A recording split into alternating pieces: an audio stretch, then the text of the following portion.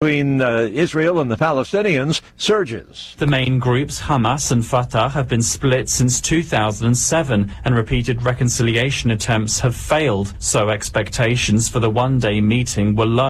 Participants at the closed-door session gave no indication of what was discussed, but Palestinian President Mahmoud Abbas, who initiated the meeting, said its conclusion was a first and significant step in efforts to end the long-running division. Israel has been staging near nightly raids in the West Bank in what it says is an attempt to stamp out militancy. The raids have led to some of the worst fighting in nearly 2 decades in the territory. I'm Lawrence Brooks. China has imposed restrictions on the exports of long-range civilian drones, citing Russia's war in Ukraine and concern the drones could be converted to military use.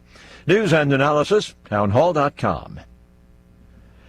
A conservation battle brewing in the East Coast waters over the use of horseshoe crabs for medical tests. It's reducing their population and that of a rare bird species. The Delaware Bay between Delaware and New Jersey is a prime breeding area for the horseshoe crab. Wildlife biologist Lawrence Niles says the harvesting of horseshoe crabs for drug safety testing is endangering their population. When those eggs are dense on the surface, it's good for the marine system, but it's especially important for migratory shorebirds. The Fisheries Commission has approved new standards to try to keep the crabs from dying once their blood has been extracted, but conservationists say it's not enough. I'm Jackie Quinn. And watching Wall Street, the Dow futures up 61 points. More on these stories at townhall.com.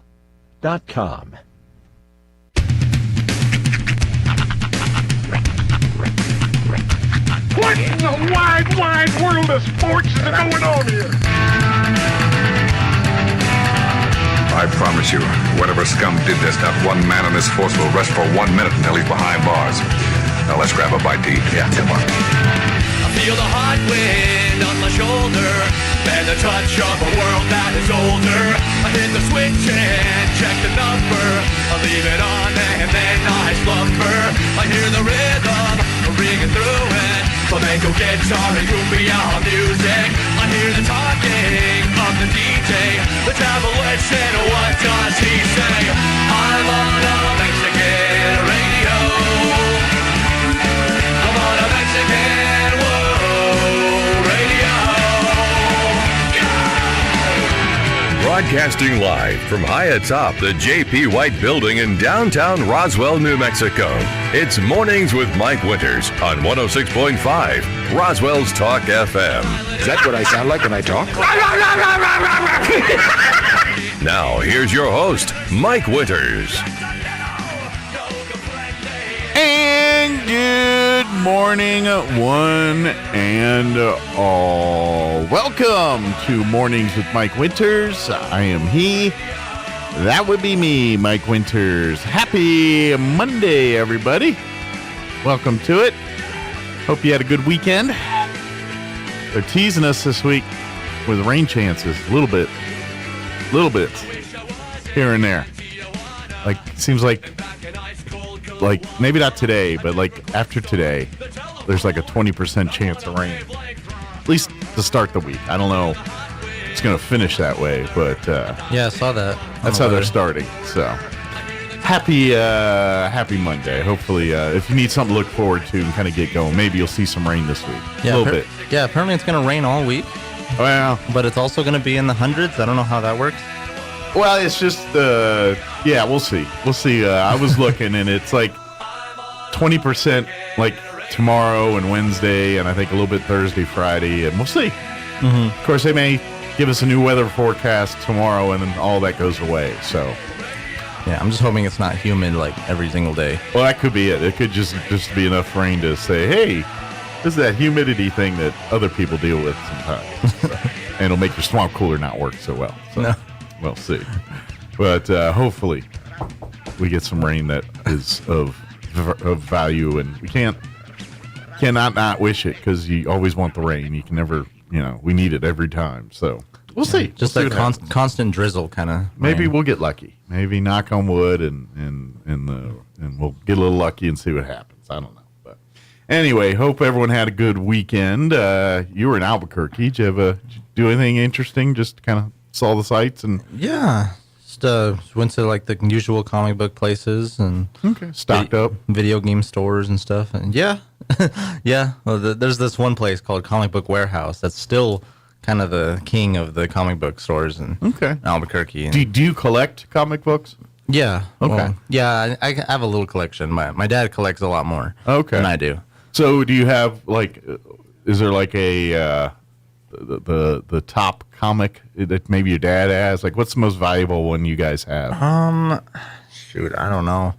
I don't think I've asked him that. No. It's probably, do you have an idea of like? I mean, it's probably like some Spider-Man comic or like an old one. You think from like the '60s or something, or do you think it's more modern? Yeah, I think he's got like something that might be in like the thousands range or something. Oh, nice. Okay, that's what I was wondering. Like, if you have something that's like, yeah, that one you put up on eBay, you're gonna get some money for. Yeah, I was just curious. I don't know. I think you got to get them graded now, or something. I think you have to. Yeah, they get graded, and there's a whole system to it. But if it like grades out in good shape and everything, you're sitting on something. The comic books seem to have held value, and so certain things. I don't know how Pokemon's going to go. I know some people are paying ridiculous amounts of money still for those cards. So I don't know. We'll see. Yeah, I couldn't imagine like running a business with like that has back issues of comics, and then keeping track of like what's priced and all the pricing of every single comic book and stuff. That's constant work. It reminds me because I saw a movie over the weekend on Apple Plus. I think they put it in the theater for a minute. I'm not sure if it is. I haven't looked to see if it's in theaters, but it's a movie called The Beanie Bubble. And it stars Zach Galifianakis. Amy Smart is in it. And the lady from Succession, the redheaded lady from Succession, I can't remember her name. She's in it also. If you watch that show, Succession, she's the daughter, the redheaded lady. Remember that actress? I never watched that show. Well, a lot of people have seen it, but she's the daughter. She's one of the main characters. But anyway, she's in it too. And it's basically the story of the Beanie Babies and how it kind of grew. It's an interesting movie. I mean, was it good? But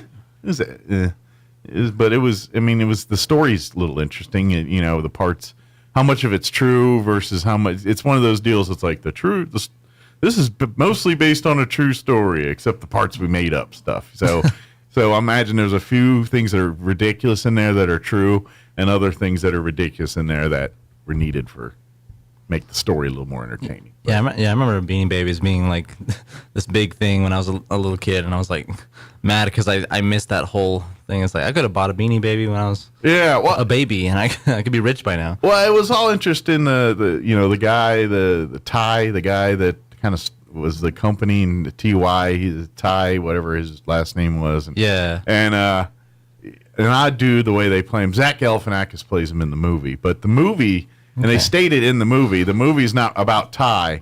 The movie's about the quote-unquote three ladies that they claim are the real, reason why the Beanie Babies blew up. And one's his partner / on and off wife for many years, who's plays by Amy Smart. One is a girl that was basically hired as an intern in high school, and she's played by an actress too that's kind of up and coming that I don't know her name, but I've seen her in other stuff. And then the other woman is his girlfriend that he kind of falls in love with after, and that's played by the woman from Succession and her kids and all that. So and that's where the story revolves, and the Ty character's kind of in the middle.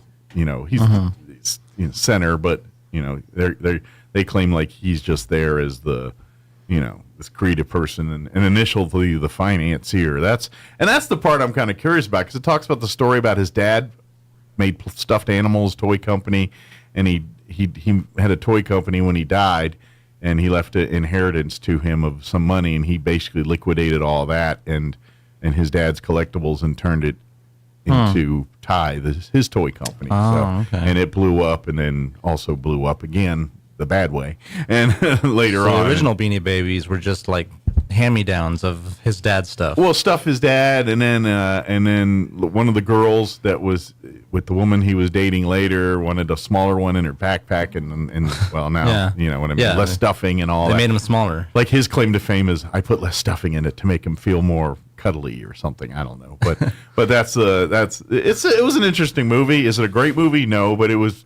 She was interesting, I thought. So, but just talking about all the cards and comic books, I was like, yeah, the Beanie Bubble. That's the name of the movie. Yeah. It's on Apple Plus, but I want to say it was in the theater or will be or is in the theater. I'm not sure. I remember seeing a commercial for it saying in the theaters and on Apple Plus. Yeah, I haven't seen it.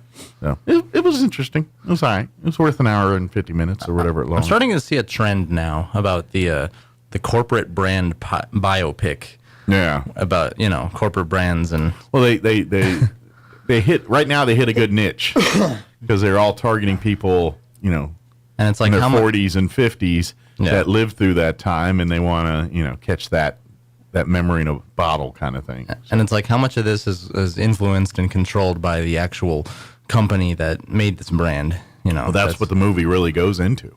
It does talk about how they were oversupplying and undersupplying and all that kind of thing. So it's is Beanie Babies still a company? Like, is it? I think technically, yeah. I think I don't know. So usually when it's like about a company that's defunct now, that's when it's true. Well, I think it is. But if it's like the Cheetos movie or something, I think that seems like Cheetos has its hand in the filmmaking of that biopic. Like the secondary market's still there. Like there are a handful of people still collecting and trading Beanie Babies. Yeah. I don't know if there's a company still making them anymore. So I don't know. I don't think so, but I'm not 100% certain. Let me give you the rundown for today's show because imagine I got a phone call coming here in a minute or two. This hour, we're going to be joined on the phone by John. I believe I'm saying his name correctly, but if I'm not, which is probably right, John Amaste. He's with Old Lincoln Days, and that is coming up this weekend in the town of Lincoln, New Mexico. If you've never been there, the highlight is the last escape of the Billy the Kid pageant. Well, all that is coming up this Friday, Saturday, and Sunday in beautiful Lincoln, New Mexico. So we'll talk with John here in just a bit and talk about what's on tap for this year's Old Lincoln Days. In the 8 o'clock hour, about 8:15, Chaves County Manager Bill Williams will join us. Last week, the commission meeting had their monthly meeting. It was pushed back a week with scheduling and everything, so everything's off kilter a little bit. So he was unable to join us on Friday due to a scheduling conflict. So Bill will join us here in the 8 o'clock hour and give us the skinny from last week's commission meeting. And then in the 9 o'clock hour, about 9:15 or so, we're going to replay an interview. Last week we had Officer Kidd with the Roswell Police Department and Juanita Jennings with the City of Roswell join us. And Juanita talked about some upcoming events and things. One or two may have already happened. But the thing I really wanted to put on your radar is most of that interview we talk with Officer Kidd from the Roswell Police Department. And we talk about National Night Out, which National Night Out is tomorrow night out at the Roswell Recreation and Aquatic Center. So we wanted to remind folks about that and talk about what some of the events and things they've got on tap for tomorrow out there for National Night Out. So we'll play that about 9:15 or so. Plus, we'll have all of your normal features, including the news, the local, national variety, weather, your Wall Street business update, Roswell Livestock Report with Smiley Wooten. We'll do that here in just a few minutes as well, and whatever else we can come up with for today's show. Before we do any of that, let's go ahead and take a gander at your weather. I'm meteorologist Steve Hamilton with your Pecos Valley weather. Pretty hot today. We'll be in the upper 90s to around 100 and sunshine. Just an isolated shower or thunderstorm around the Carlsbad area. A few clouds overnight and mid-70s on our low. Then we have a slightly better chance of those afternoon showers and thunderstorms coming in on Tuesday with a little bit of humid air coming in from the south. Sunny and our high around 100. That's your latest forecast. I'm meteorologist Steve Hamilton. Thank you, Steve. Currently 72 degrees here in Roswell. Humidity is at 50%. Winds currently out of the southeast at 3 miles per hour. Sunny today. Expect highs right around 100. Winds will be out of the south at 5 to 10 miles per hour this morning, 10 to 15 miles per hour for this afternoon.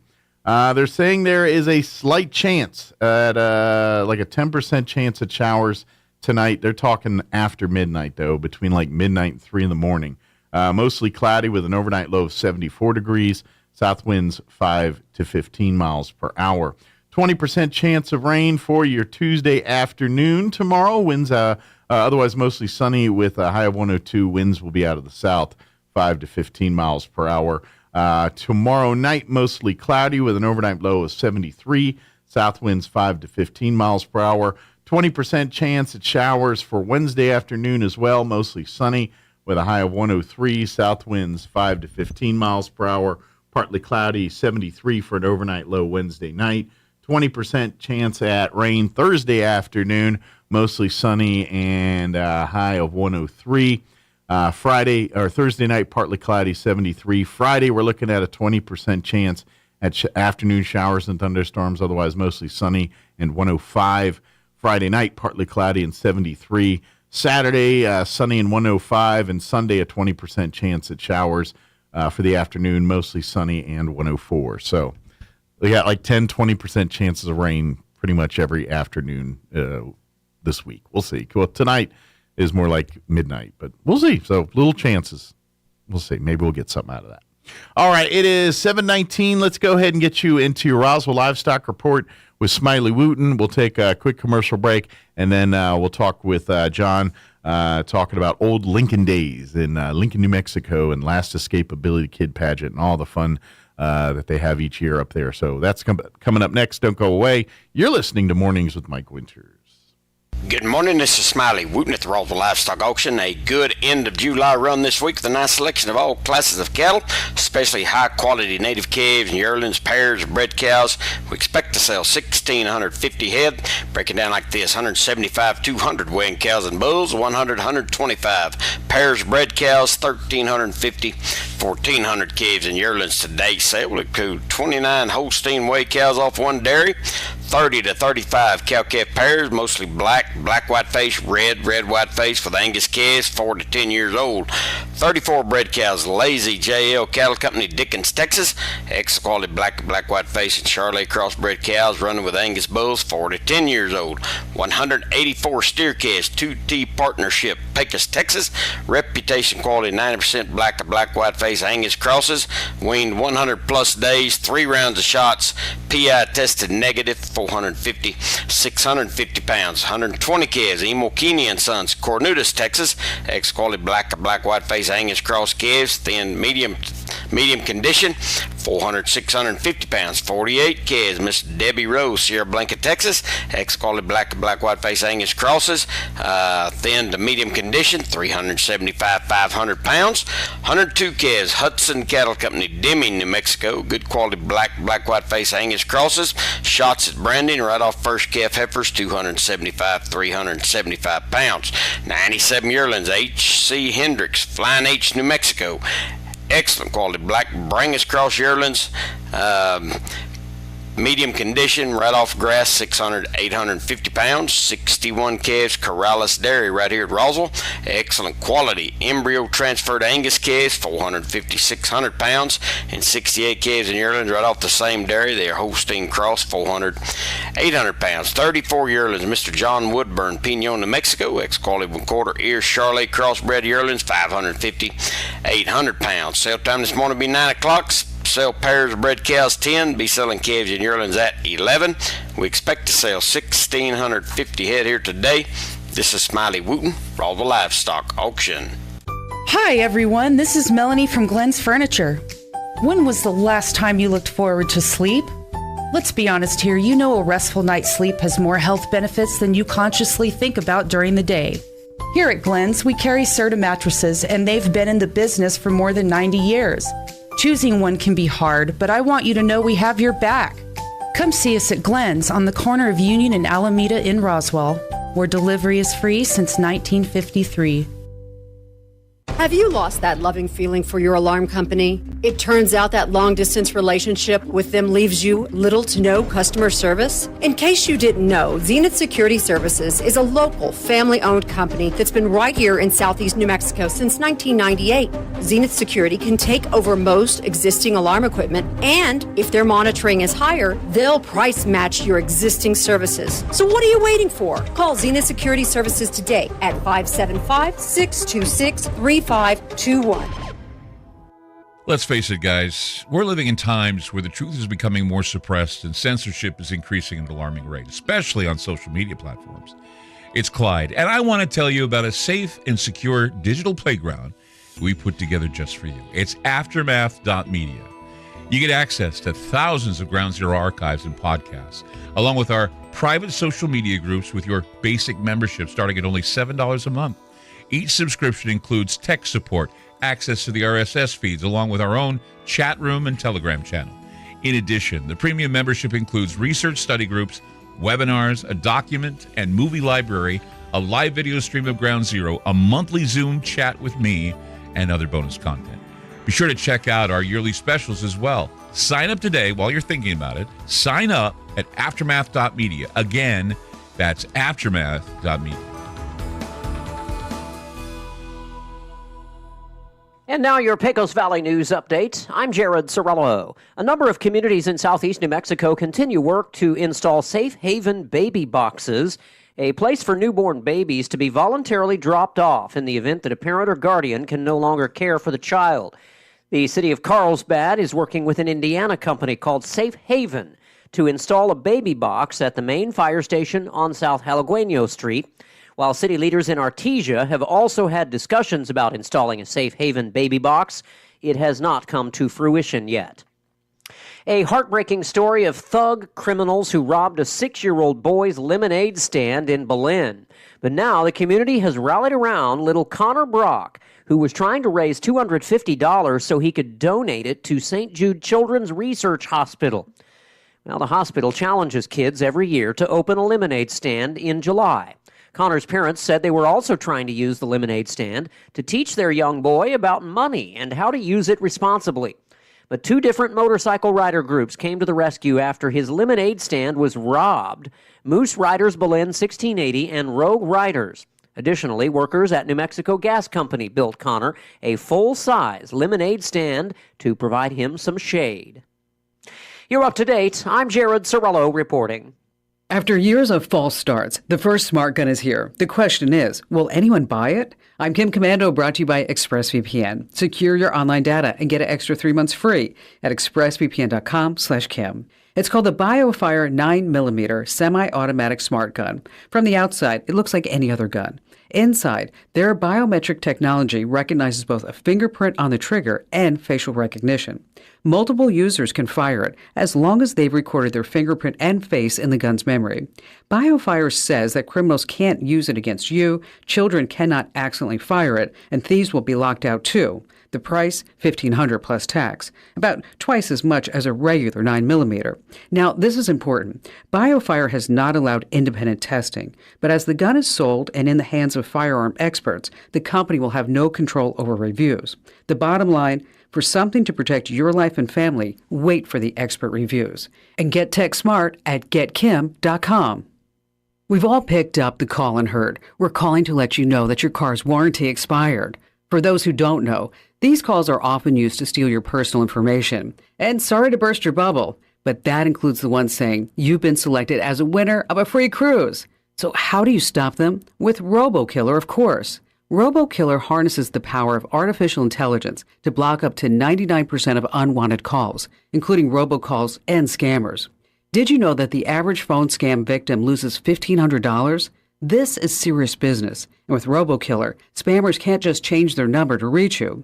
RoboKiller examines the audio of each call to identify threats, and with customized call blocking, you only get the calls you want. See why millions rely on RoboKiller. Download the app from the iOS or Google App Store and get 20% off with promo code KIM20. That's code KIM20 for 20% off at RoboKiller. Download the app on the iOS or Google App Store today.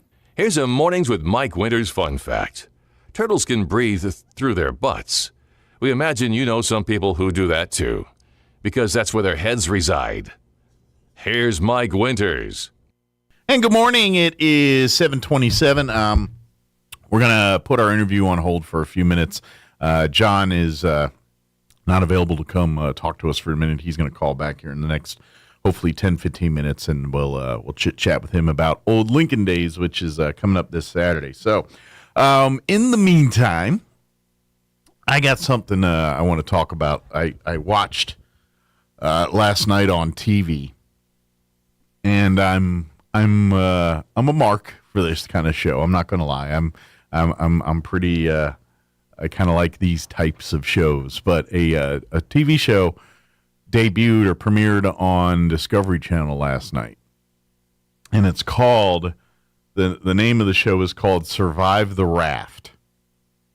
All right, and the premise of the show is in 1973. Hold on. In 1973, sorry, had a tickle there. Got to take a swig. Take a swig of water. So in 1973, a gentleman, I don't know his name off the top of my head, I apologize, created in essence, a social experiment. 73, another volatile time in our history socially, and so a guy decided to do an experiment, basically a social experiment, and he took a group of people from all different walks of life, different backgrounds, different ideologies, politically, religiously, all the above, and just get a hodgepodge of people. Okay. And puts them on this raft, and it's not like just sticks like Castaway. It's more of a houseboat type thing. Okay. And they basically, in the experiment in 73, basically they had to see if they could survive on a raft from the Canary Islands to Mexico. And I think they failed miserably. If the results, as far as the experiment goes, it did not end well. Everyone was bickering, fighting, and so forth. Well, Discovery Channel has greenlit a show that premiered last night, which is basically a reboot of that social experiment, but turning it into a bit of a reality show too. So, at the end of the day, the people on the show are competing for money. So they sign up for the show with the hopes of winning money, and they're going to win money, but it's not like Survivor where you try to earn all of the money for yourself and vote people off the island and all of that. What this one is, it's basically you get your same group of people, not exact same people, but same makeup, just a diverse group of people from all walks of life. Some looking one way and you think one way, and their ideologies are completely different. Things like that. I mean, they kind of set it up for all of that. And so the whole point of the show is really these group of people surviving and coexisting basically on this raft. Yeah. Now what they're doing is they've told them they could win anywhere from X amount of money to X amount of money, and but here's the thing, they competed in events and things that really test the social, integrity, the honesty of people, there is some physical exertion and some things. So there is a few like they had to do a thing where they had these pill boxes, big metal cans, and there was an island, and the island is about to get covered by the tide, and they got to build a raft and get as many of these canisters off the island before the tide rises. But little did they know that each one of these pill boxes had $2,000, and every person had to grab one. And they got a note that said, "Hey, it's $2,000. You can keep for yourself. You can for the group. Secret. No one tell nobody." And so it's kind of to see who took the money, who didn't take the money. And so 10 of them, go there, and in theory there should be $20,000 for them. And the point is, did everyone leave the $2,000 in there, and did the group get $20,000, or did they only get $18,000 or $10,000 or $6,000? And so they do little tests like that, and that's how they get their money. But really, it's so they have to come with their own food. So it's like Survivor in a way that you're not living in a hotel, but it's not like Survivor in that they're roughing it. They live on a raft that's kind of like a houseboat, and now they got to cook their own foods and hunt their own food and do all that. It's not like it's got modern kitchens and microwaves. It's got a stove. It's got, I don't think they have electricity per se, but they've got, the ability to cook things and hunt and fish and fire, all the stuff they need to do that. So it's not like they have to live hardcore survival, but there is a modicum of that. They did the 2-hour premiere last night on Discovery, and I'm sure you can watch it on demand. Or what's it called? Survive the Raft? Survive the Raft. Yes, that is the name of the show. And I liked it. I watched the 2-hour premiere last night, and it was enough to say, okay, I'm curious to see just to see how people go with it, because it is interesting. Now, I will tell you this. It's a social experiment on top of a game here. So regardless of your feelings about life and people, you're going to be upset at some point, because people are going to say, because it's the viewer or the contestants. Yes, all of the above. You're going to, because it's pushing limits a little bit. When people, with people's opinions on race and religion don't always agree, obviously, and so it's interesting to see people try to work through that. And you as a viewer, you're going to be mad at certain people because of the things they say, or real for some people because of things they say, and then you kind of listen and you're like, okay, is it right or completely wrong? And I mean, so you in that aspect, if you truly listen to the conversations and try to go in without a bias, it's interesting. Problem is, if you go in watching with already a bias, you're going to just get mad at certain things and go the other way. But I think if you try to watch it from the vein of a true social experiment and just watch it, I think you might learn a thing or two. That's all I'm saying, if you let yourself do that. Yeah. You know what I mean? Because it's because the show's designed to get visceral reactions out of people. It's just, that's the experiment. How you handle that is the interesting part. And so I think if you handle it in a sense that way, can you almost take yourself out of the equation and just be take all of your own just upbringing and opinions, and just kind of listen without that view. I think it's an interesting concept. That's all. It reminds me of this cartoon that came on around 2007. So, and it's made in Canada, and it was called Total Drama Island. Okay, it was really popular. Oh, there he is. My phone call. All right, let's do this. Perfect timing. Let me do the weather and then real quick here, and then we're gonna talk with John. Don't go away. I'm meteorologist Steve Hamilton with your Pecos Valley weather. Pretty hot today. We'll be in the upper 90s to around 100, and sunshine, just an isolated shower or thunderstorm around the Carlsbad area. A few clouds overnight and mid-70s on our low. Then we have a slightly better chance of those afternoon showers and thunderstorms coming in on Tuesday, with a little bit of humid air coming in from the south. Sunny and our high around 100. That's your latest forecast. I'm meteorologist Steve Hamilton.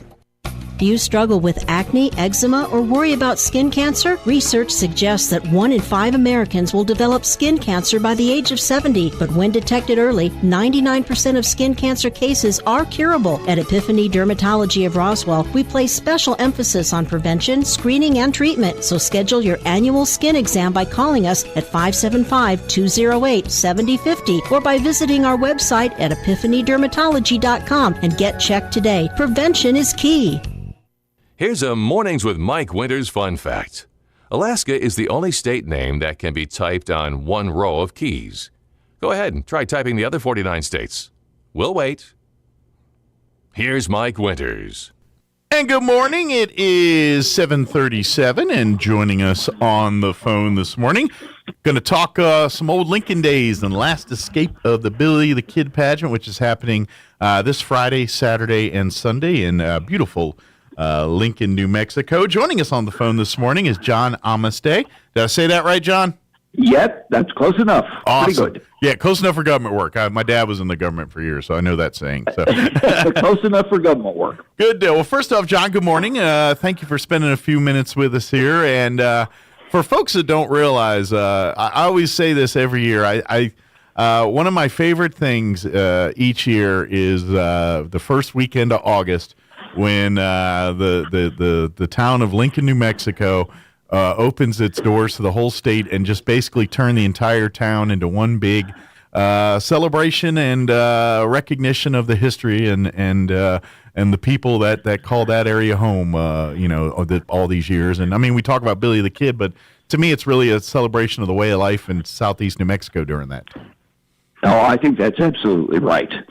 And I will say, we open our doors not just to the state of New Mexico, but we track who comes. And we typically have 20 to 40 different states represented, and often as many as 20 different countries. Awesome. So you kind of getting you guys are getting right at the UFO festival level of spread out visiting representation there. That's pretty cool. That is right. Yeah, good deal.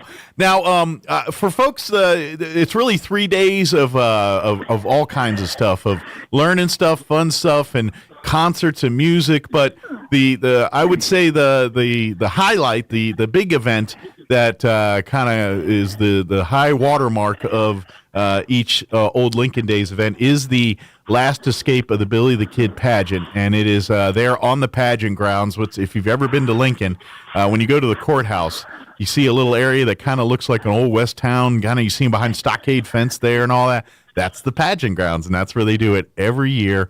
And this is what I think I saw 80th or 81st year? 82nd year. There were a few years skipped, a few years for World War II and a couple of years for the pandemic. Gotcha. It began in 1940.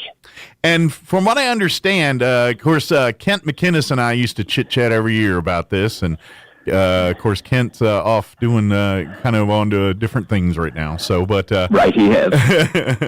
But I'm sure he'll probably be here in spirit if he's not going to pop in for the weekend. But I think he'll show up. But him and I were talking, and it was the actual script, the actual script that is used by the actors and performers for the pageant was actually written by people that were walking the earth and a part of this when the Lincoln County Wars all took place. And so well, not quite. Okay. The script itself has an interesting history because it was written by a team of WPA writers. Oh, okay. So back in around the time of the end of the Depression. Yeah, exactly. The whole Roosevelt era and all that stuff. Yeah. Yeah, but there's another part of that. What you just said is true, and that is in those early years, many of the players were descendants of people who had been involved. Okay. So it's a pretty old and historic script, and got its own history in and of itself, but not a little bit different than what I was saying there. Interesting, yeah, but close enough. Close enough. But this is the part I love about it is everything seeped in history with, and you compare that with the actual seeing the places and in some cases the structures of which that were there at the time of the Lincoln County War and when this, the really the highlight that week long, where it was basically fighting in the streets for a week, Well, that's right. I mean that's why I love going to Lincoln anytime, but when you have it during this weekend, it kind of adds to the lore a little bit to me. Well, that's right. I mean, and people can say, boy, I'm standing exactly where it happened. Yeah.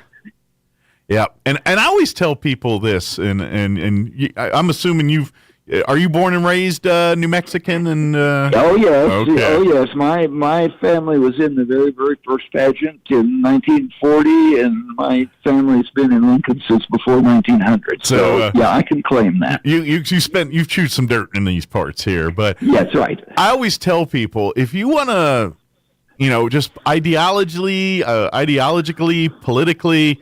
If you want to understand why New Mexico is New Mexico, as you know, why it's a state, how it's a state, why the way we think in state, and why things seem a little different than other states.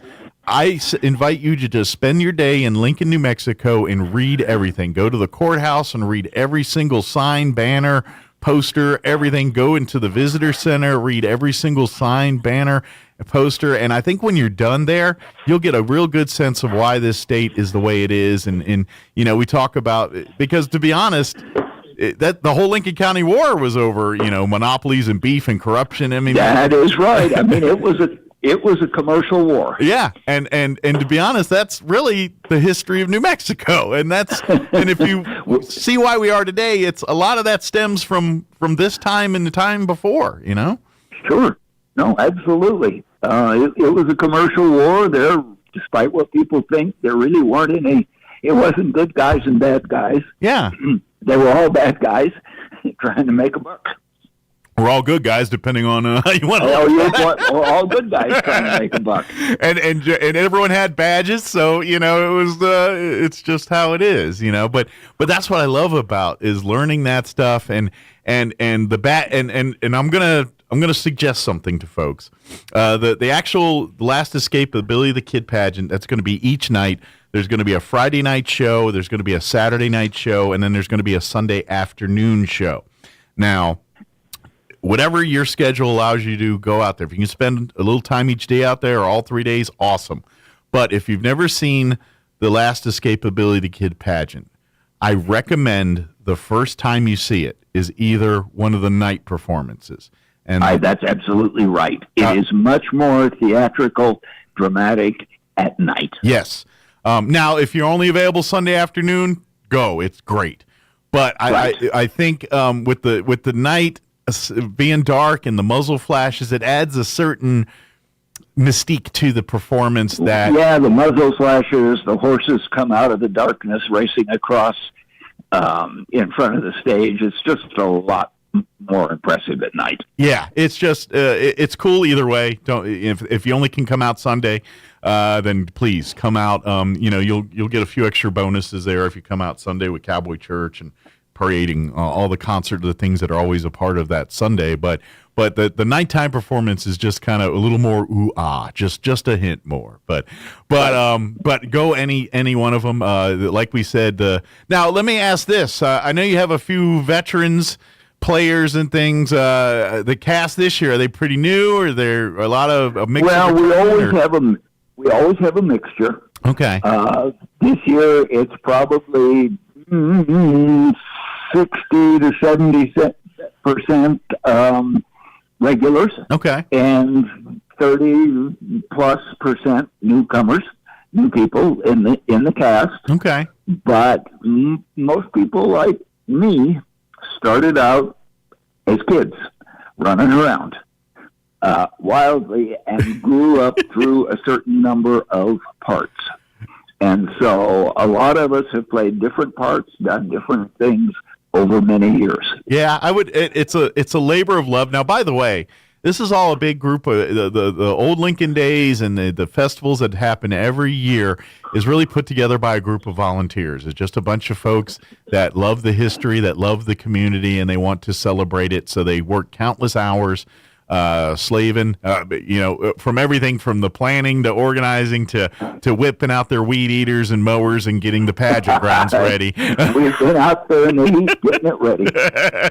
So it really is that labor of love, and I imagine it's like a family thing where families for generations, maybe dad was in there and now the sons or the daughters, or you know what I mean.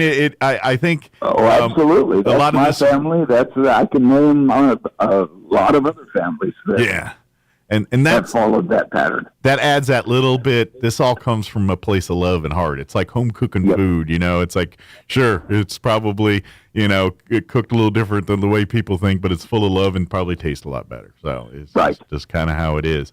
Talk a little bit about some of the other things they can do during the day this year, because there's always a lot of different like demonstrations and stuff like that. Sure, of course, the Last Escape is the crown jewel, but Old Lincoln Days is a package of activities, and there are a lot of different kinds. The state museums, the Lincoln Historic Site, the state museums will be open. You've already said they're interesting. Yes. There will be historic lectures on various topics. I think maybe Marilyn faxed or emailed you a copy of the whole schedule, yes. and you can see where those lectures are at. There are demonstrations of living history. There's lots to eat. There are food vendors that come in. If you leave hungry, it's kind of your own fault. Yeah, that's right. No, it is truly your own fault if you go hungry. Yes. So there's just lots to do. And of course, if you come out for the last escape of the Billy the Kid pageant, you're like, that's what I'm here for. Please come out early because with your admission, you get a free concert as well. The Rockin' M Wranglers are going to be performing. Yep. They start playing at 7. Yeah. The pageant itself starts at 8:30, and that's, of course, the magic hour because by that time it's pretty dark, which, of course, we want. There's a parade on Sunday. Mm-hmm. And that all, they'll start with... Usually they'll start with the everything kind of getting underway about 9, and then the church services will start about that time, and then around they'll have the parade and stuff around 10 or so. About 10. And then there's a concert at 11, and then about 1 they'll get underway with the pageant grounds there. So right, good deal. It's really right. And here's you'd mentioned earlier, and I recommend if you've got time devoted to, if you're going to spend the day out in or the weekend out in Lincoln and that area, it does cost to get into the visitor center courthouse there in Lincoln. And here's what I recommend you do if you've got the time. When you hit one of those, you can buy a ticket that will get you into everything in Lincoln, but also into the Fort Stanton facility too.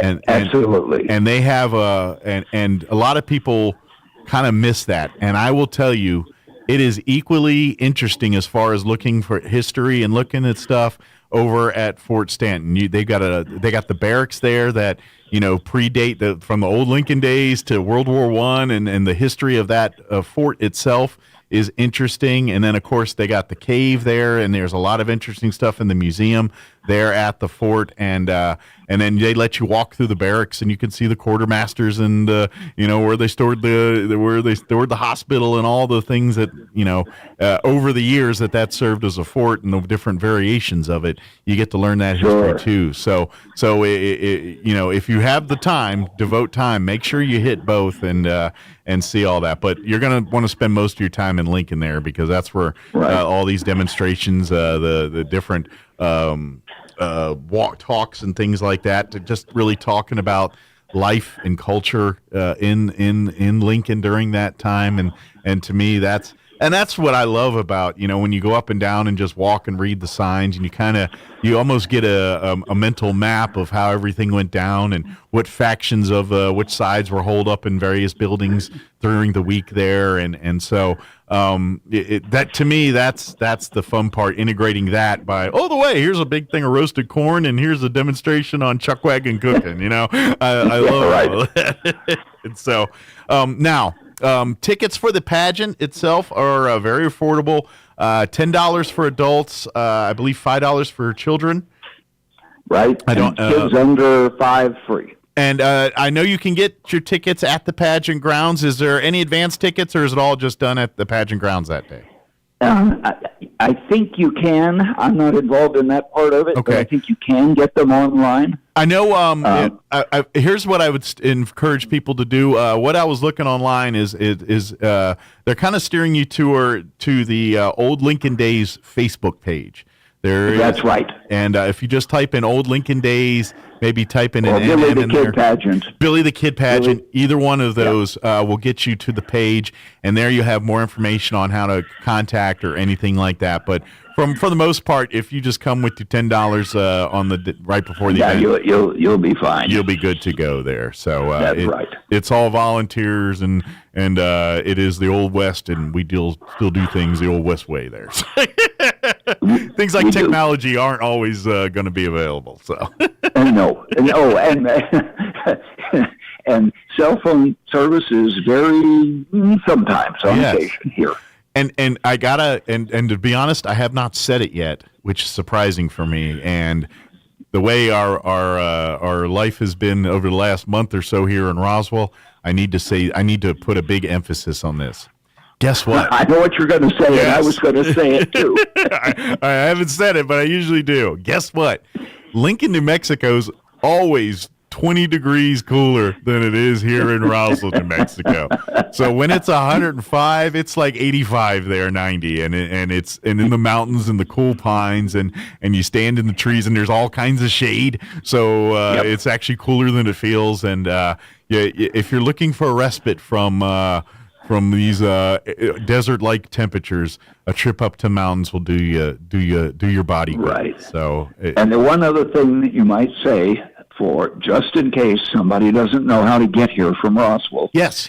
Just go out West 2nd and keep going till you get here. Yes, exactly. When you're going to be on the highway to Ruidoso, at some point you're going to see some signs to turn right onto the highway to Lincoln, and you follow that, and then when you hit a part where it says slow down, that you probably hit Lincoln. And if You'll see a lot of cars. Yeah, and if you don't slow down and keep going, then the next time it tells you to slow down, you'll hit Capitan. Right. Which, if you got some time, is another great place to visit. So that's right. Go learn about Smokey the Bear that weekend. So, but that'll be another weekend. They usually do their festival. But if you're out, maybe if you're new to the area and you've never been up to Capitan and Lincoln and Alto area, definitely make a family trip up there and use Lincoln as your base for the weekend, because it's really a great thing. It's just it's a lot of fun, and trust me, Old Lincoln Days is so cool, and especially if you've, like, maybe you, depending on a certain age, and you watched like the old Young Guns movies and things like that, and those are works of Hollywood, but there are sprinkles and trails of history throughout. Oh yeah, there parts of it are not too bad. Yeah, and so and I think that kind of lights up the interest when you're like, oh wait, this is the courthouse in the movie where they did this is where it actually happened in the real, and you're like, oh cool. So I think it excites people that way too, or when you see the even when you're driving, if you don't turn at Lincoln and you go the long way to Ruidoso and then cut back through, you can see the Tunstall murder site there, and you can pull over and look at all that. Of course, if you're going from here to Lincoln, you're going to turn off before you see that. But if you do go on to Ruidoso, you'll see it. But I love that. That to me, that's so cool. When I see that, I think that every time, and because I grew up in Maryland, I didn't grow up here, so I've been here about 20 plus years. But Young Guns was my portal into Billy the Kid. So when I'm like, oh dang, this is where that took. This is that where and that was. And since then, I've learned a lot. But I got interested because I saw a Young Guns movie 30 years ago. Well, that's how a lot of people get interested, actually. Absolutely. So, John, is there any information we wanted to share that we just skipped over or didn't get a chance to? Well, we talked about the admission. We talked about the schedule. Yeah. We talked about the activities. I guess the only thing I would say is, it is quite a bit cooler here. Yes. But because of the altitude, the sun can be strong. Wear a hat. Plenty of water. Plenty of water and plenty of sunscreen. Plenty of water. Wear a hat. Yes, wear a hat would be your friend. Why do you think they all wear the big cowboy hats? They're functional and stylish. That's right. John, thank you very much. They had a purpose. Yeah, exactly. Yeah, they do have a purpose to keep the rain off your head and the sun. Right. Well, thank you, John, as always, and we appreciate it. We'll talk to you next time, okay? Okay, well, we'll probably do this again next year. Well, we'll see you then. We'll be ready, and who knows? Maybe we'll pop in, run into each other at some point during the weekend. So, okay, good deal. Well, be happy to have you here. Thank you, sir. Appreciate it. We'll talk to you later. Okay. Thank you. Bye-bye. All right, that, my friends, was John Amaste with Old Lincoln Days. That is happening this weekend, Friday, Saturday and Sunday in the town of Lincoln, New Mexico. Everything will get underway officially on the schedule 9 a.m. Friday with the Lincoln Market opening. That'll be open all day from 9 to 5, vendors, all that stuff. The archaeology fair will start at 10 a.m. on Friday, when they do some of the digs and looking for bullets and, history there. That's some of the stuff they talk about and find there. The actual historic sites and everything will open at 10 a.m. The courthouse, the visitor center, that kind of stuff. Those living history camps that John was talking about, they'll start at 10 a.m. on Friday. The Mescalero Apache history will be at 11 on Friday. Couple other events going on there. If you go to the Facebook page, you can see a schedule of events there. But the concerts start at 7. The pageant starts at 8:30. Friday night and Saturday night. On Sunday, the concert starts at 11:30 in the morning, and at 1 p.m., that'll be the Last Escape of the Billy Kid pageant, the final one for the weekend. But all day Saturday, they've got everything, the 9 to 5, the vendors and everything will be open. On Sunday, they'll be open from 9 until about 1 there, and then everything kind of wraps up after the pageant. But it's going to be really, if you get a chance, walk around and see some of the different booths and some of the living history, shopping. If you like to shop and love, usually those little stores that are on Lincoln, they have some great antiques and collectibles and furniture and decor and T-shirts and all the touristy stuff too. So whatever you want, they kind of got it all. But it's a really cool thing. If you've never been to Lincoln, New Mexico for old Lincoln days, you should go at least once. Check it out. It is kind of cool, especially if you love, cowboys and history and learning a little bit about some of the things that took place in your old backyard. Definitely want to check it out. Love it. It's one of my favorite things I do down here. All right, it is closing in on 8 o'clock. Time for some town hall news. I know the hour, our clock schedule was a little off this hour, but we got through it. We got it all in. Look at that. All the commercials played and everything. No one's going to fire me today. Sorry. All right. Stay tuned next hour. Bill Williams, Chaves County Manager, going to join us. We'll be back. Don't go away. The great one, Mark Levin, is now in Roswell on 106.5 KEND Roswell. News this hour from townhall.com. I'm Rich Thomason. A friend and former business associate of Hunter Biden is expected to testify today on Capitol Hill. Devin Archer due before the Republican-led House Oversight Committee chaired by Congressman James Comer. He has an opportunity to be a hero, like the two whistleblowers were, like the judge in Delaware was who rejected the sweetheart plea deal from the Department of Justice to Hunter Biden. Devin Archer could be in that category of Americans that just come and tell the truth. That's all we want. Comer on Fox News Sunday. Archer's testimony could shed light on President Biden's possible role in his son's overseas business dealings. No claim of responsibility for the deadly suicide bombing at a political rally in northwest Pakistan. The BBC's Embarrassing Eddie Rajan says it's not the first time that this political faction has been targeted. Some of the leaders were attacked a couple of years ago in the Balochistan province. Also, they came under attack in 2014. The leader of the group, Maulana Fazlur Rahman, came under a suicide attack, but he escaped very narrowly. So there have been attacks on them claimed by Islamic State group of South Asia chapter and also another Sunni Muslim extremist group, because they think this political party is not truly Islamic.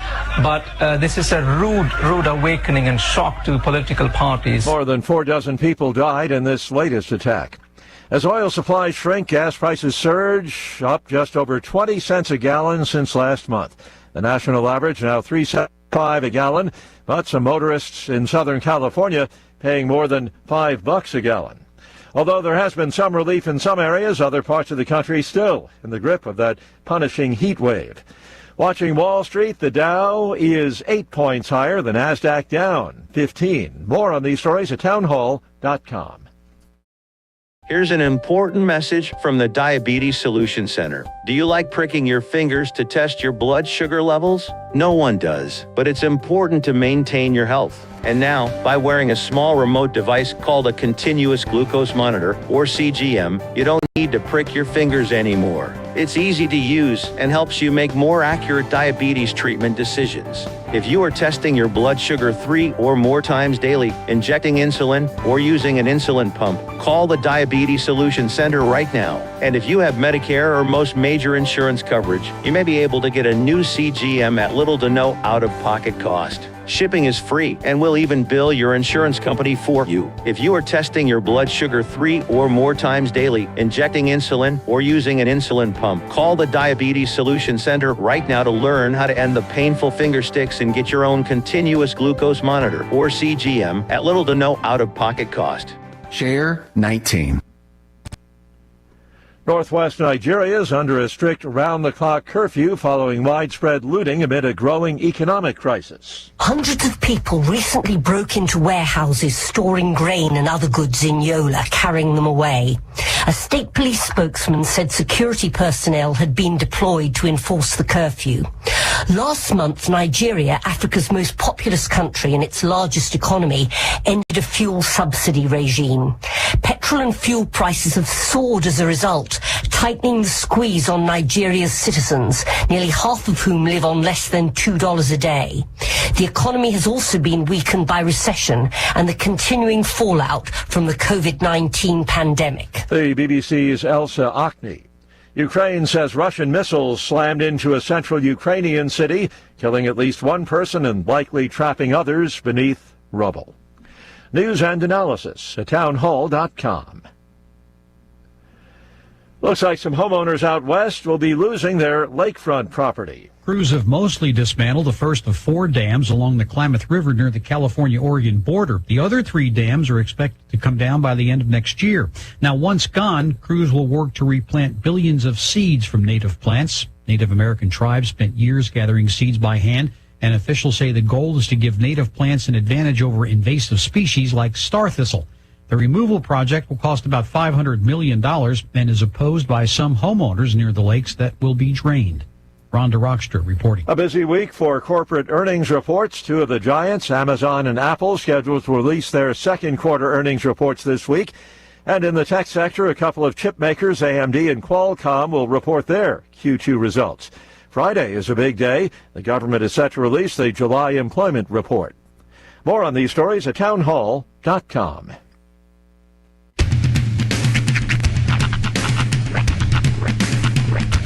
What in the wide, wide world of sports is going on here? I promise you, whatever scum did this, not one man in this force will rest for 1 minute until he's behind bars. Now let's grab a bite to eat. Yeah, come on. I feel the hot wind on my shoulder and the touch of a world that is older. I hit the switch and check the number. I leave it on and then I slumber. I hear the rhythm ringing through it. Flamenco guitar and cumbia music. I hear the talking of the DJ. The devil listen, what does he say? I'm on a Mexican radio. I'm on a Mexican radio. Broadcasting live from high atop the J.P. White Building in downtown Roswell, New Mexico. It's Mornings with Mike Winters on 106.5 Roswell's Talk FM. Is that what I sound like when I talk? Now, here's your host, Mike Winters. And good morning. It is 6 minutes after 8 o'clock. Welcome to hour number 2. The Deuce. Mornings with Mike Winters right here on 106.5 Roswell's Talk FM. Happy Monday, everybody. Guest is 2 minutes out. Just got a text. Okay. Right as we were going on air, I got a text. Actually, I forgot it's Monday. 2 minutes out. So, happy Monday. Hope everyone had a great weekend. Anyway, I was kind of in the middle of that raft experiment before the phone call came in and everything else. It's an interesting show. I encourage you to check it out if you like that kind of thing, those social experiments. Like I said, I saw the 2-hour premiere last night. I'm curious to see where they take it. I always kind of like social experiment-y type things. I think they're not only entertaining, but a good insight on really people's thoughts and things, you know. Yeah. I think it you can't get everybody's thoughts because there's billions of us on the planet. Yeah. So it's really possible. So I think, and to be honest, I think all these people are American. So you're getting a uniquely American perspective, but it's a slice of that pie, and you get to see, you know. I believe all are American. I'm not 1,000% certain, but just based on the way everyone's talking and stuff. If they're not American, they've spent time in America and act like Americans. Like they all have American accents? Well, I mean, but they're all different races, you know. So Yes. there's Arab, but I believe they all live in America or the United States. I believe they all, you know, some are, you know, they're all different races and, you know, different faiths but I believe they all live in America. You know, they're Muslim or they're, you know, whatever, atheist, but they live in America. So, but it's an interesting show. It was kind of, I just, and I think everyone should watch it because I think if you watch it and put a microscope on yourself a little bit, everybody, both sides, everybody, I think you might learn something from that. Yeah. And I'm not talking about one particular, because I know some people are like, yeah, you mean those people, not the people that agree with me. No, everybody. Everybody needs to take and just listen and don't take it.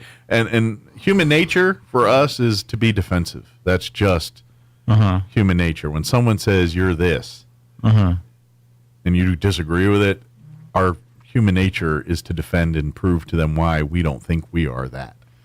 And so we get so busy wrapped on defending that and don't listen to what the other person's saying sometimes. Yeah. And I think that's all of us are guilty of it. I think it's not something that, you know, some people are better at it than others, but I think all of us are guilty of it in some way, shape, or form. And I think when it comes to those kinds of discussions and those types of how do we solve these things, like how do we end racism or how do we end, you know, bigotry or end the things that we all experience in this world, starts by admitting your own and listening and doing, and that's everyone. And this is where people are going to get a little mad at me because we live in a society now where it's socially acceptable to tell white people, white men particularly, you know, how they're wrong. Right or wrong, that's how it is in society right now. And my whole argument has been, even you may be right. Men are this. White man did this. Da, da, da, da, da. Yeah, okay. Say you're 100% correct on everything you're saying there. Are you not doing exactly what you're accusing that person of? And if you're saying, well, okay, that's okay, they don't know.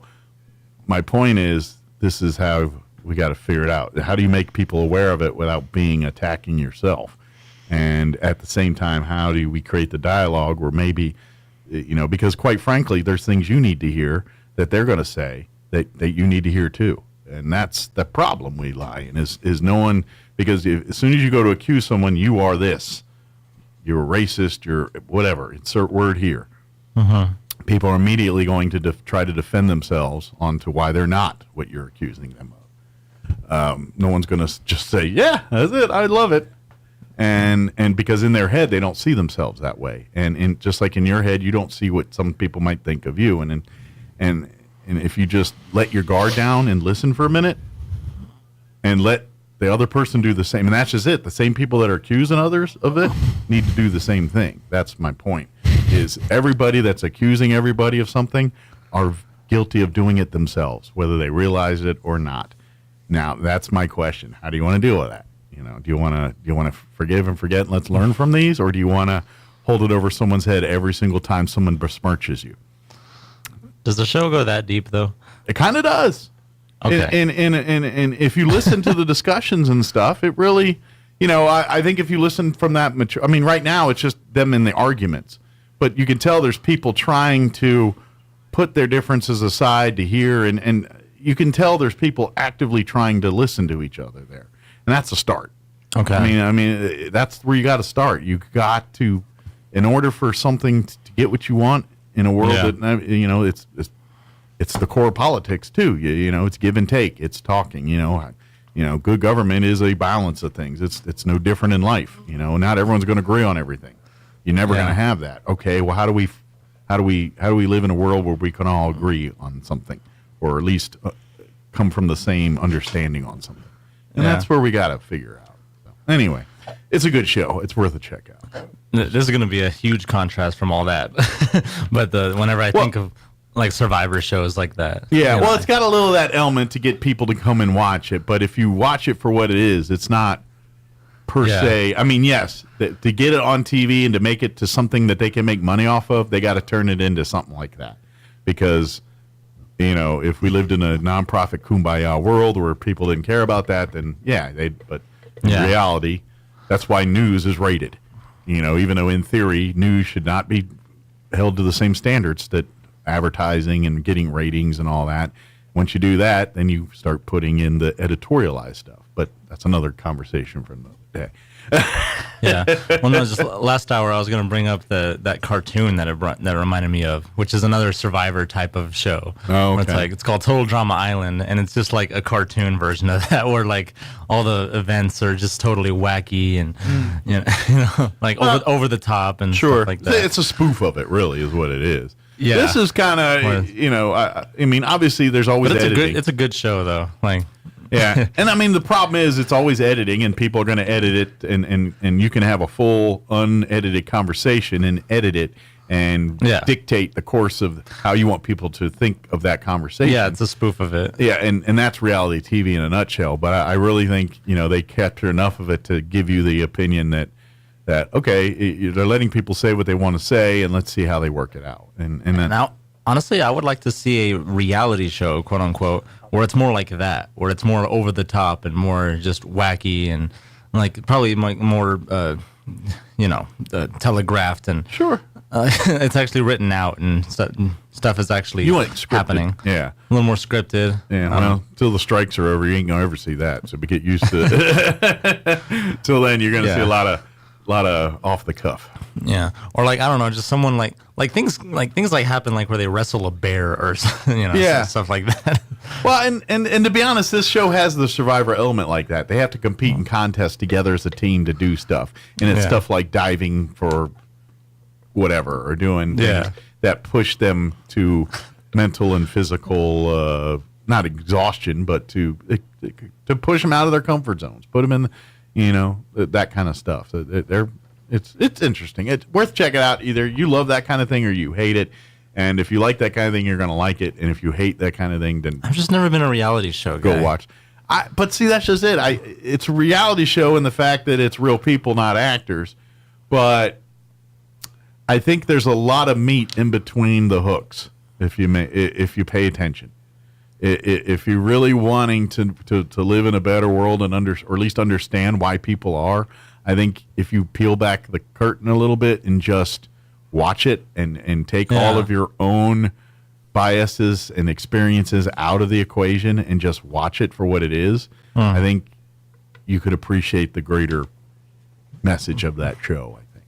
So, anyway, I know I got way too long on it, but that's I think it's deeper than what it could be if you let it. Yeah. But if you give it the attention that most people will, then it's just another way to kill an hour and a half each night, or 2 hours, or 1 hour. The show's called Survive the Raft. Yeah. So this is on Discovery Channel. It premiered last night.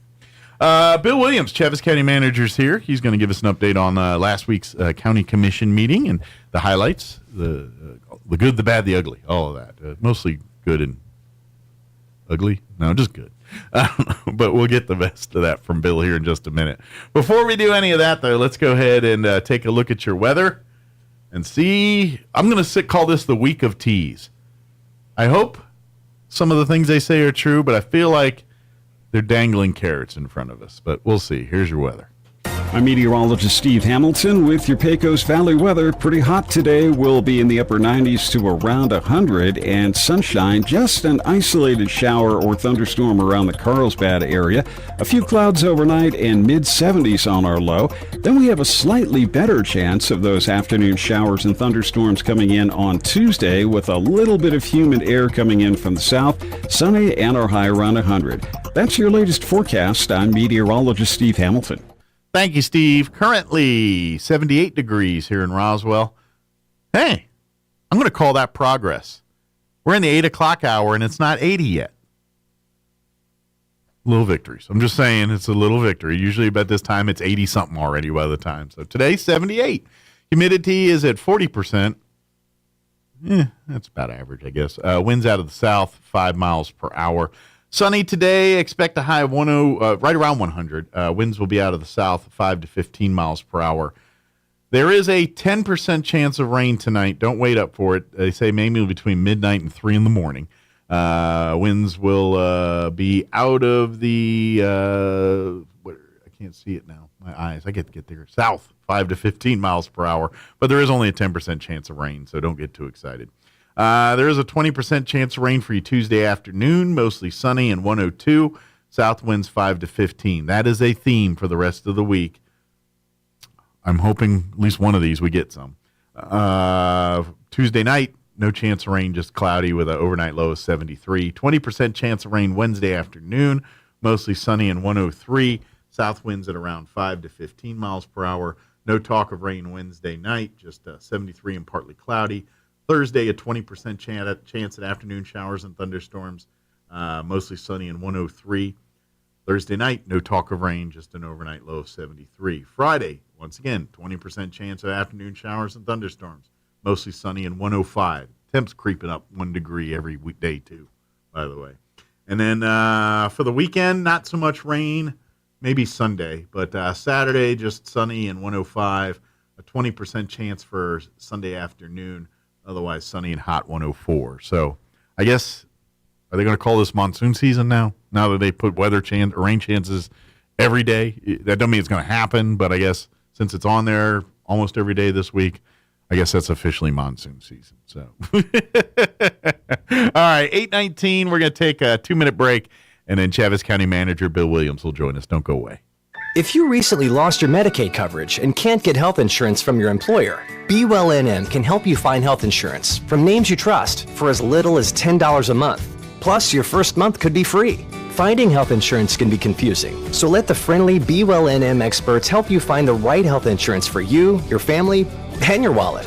Our help is absolutely free. Call Be Well NM today at 1-833-862-3935 or visit bewellnm.com/stay-covered. Your destination for health is closer than you think. You don't have to drive hours for personalized care. You can get high-quality health care right here, close to home, at Artesia General Hospital. From hip, knee, and shoulder replacements to sports injuries, general surgery, pain management, and wound care, our providers help you get back to doing the things you love right here in Southeast New Mexico. Artesia General Hospital is here for you when you need us. To learn more about some of our key service lines, visit artesiageneral.com/closer. Wakefield Oil Express has the highest quality service in Roswell with a 17-point full-service oil change that includes a full wash and vacuum at their car wash. You won't find a better deal. They also offer full synthetic oil changes, fuel and cabin filter replacements, and will even check your battery. Their tunnel wash isn't afraid of dirty vehicles. They have the best value wash in town with free vacuums. They even offer wash passes that can be used for multiple vehicles. Next time you need your oil changed, go to the fast and efficient Wakefield Oil Express and let them earn your business. 3204 North Main, Roswell. As part of the ongoing effort to keep the roads of New Mexico safe, we would like to share a list of things you should never attempt behind the wheel of your automobile. Texting your friends, wrestling your friends, eating a sandwich, making a sandwich, hugging your kids, buckling your kids, brushing your hair, brushing your teeth, flossing your teeth, adjusting your seat, rubbing your feet, reading the paper, using a shaver, applying makeup, applying to college. A large number of car crashes occur when the driver is doing something other than driving. Drive safe, New Mexico. Paid for by the New Mexico Department of Transportation and aired in cooperation with the NMBA and the station. Playing dance music can help ward off mosquitoes. Now you have a reason to invite Pitbull to your next pool party. Here's Mike Winters.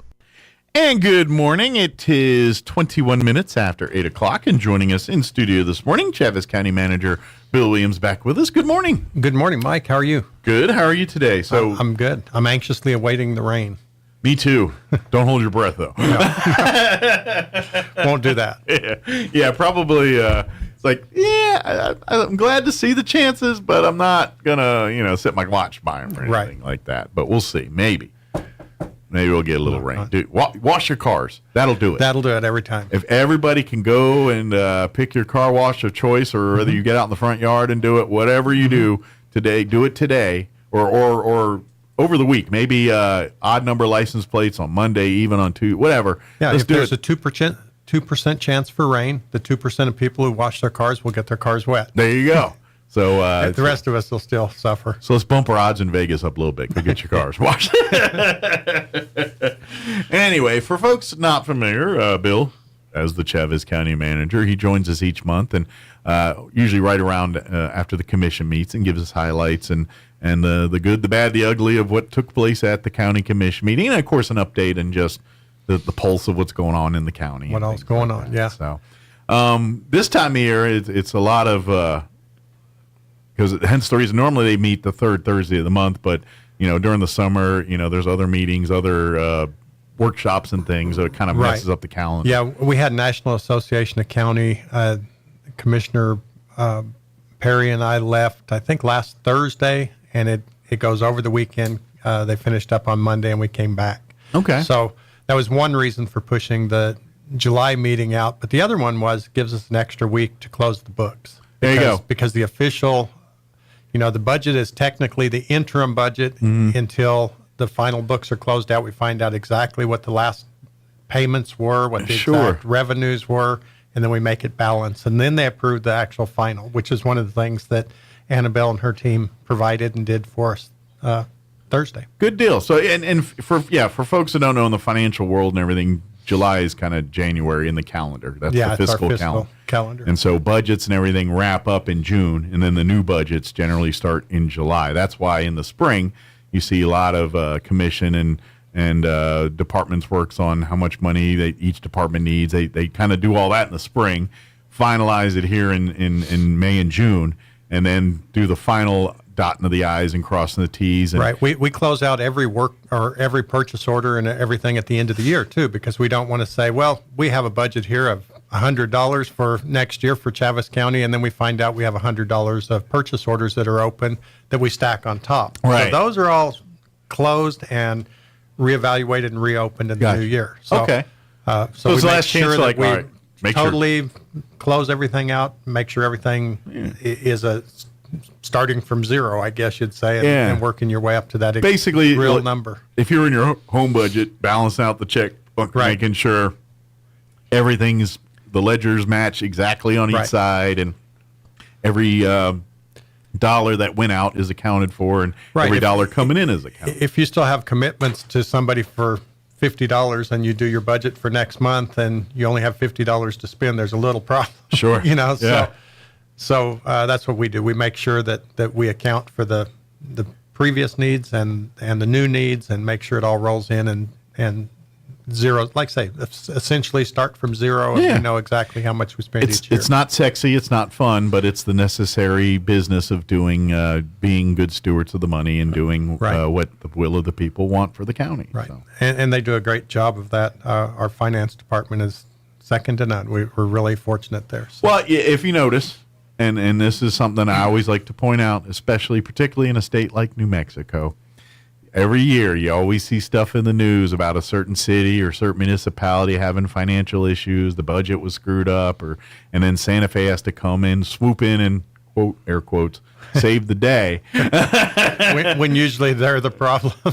Right. It's kind of the blind leading the blind there. But my point is, you never hear Chaves County or Roswell or really any Southeast New Mexico municipality or county or anything like that really in that kind of water. Everyone's pretty fiscally sound, and I know we have a history of county commissioners, including the current ones that are sitting in the chairs right now, of just, being, making sure everyone's accountable. But at the same time, it's that symbiotic relationship between the commission and the department heads, because the department heads always want to fight for the departments, but if you have an honest discussion with the commission and with, saying, hey, our budget really needs this, and luxury wise, we'd love to have this. We do XXS, but minimally we need this, and this, and so they can talk. And so when it's time for the wish list item or to upgrade something, and it's time to bite the bullet on a big purchase, we can have an open, honest discussion rather than department heads going, well, they're going to take away the money if I don't spend it all. Right. Therefore, I'm going to inflate my budget and keep a little insurance for myself. Our budget process is all based on honesty. I mean, the more honest and sincere each department head is with the commissioners and with my office, the better we're going to get along, and the further they're going to proceed down the path of getting what they need and want. Absolutely. And what the commissioners do, they really listen and be good, and don't be that where I'm going to cut your budget here. It's like, hey, if we got to do that, I'm going to put you in the room and explain so you know exactly why we're doing it. And if you got an idea on how to avoid this, I'm all ears. You know what I mean? I wanted to bring up one thing real quick before we get too far away from you. Mentioned Santa Fe and the issues that they swoop in and help us with. That's right. Here's one of the things they swooped in and helped us with. First of all, we cannot pay a bill that's not from the year that it was originated. So you can't pay bills for 4 years ago. It's just not the way you do a government budget. That's one of the things that's illegal.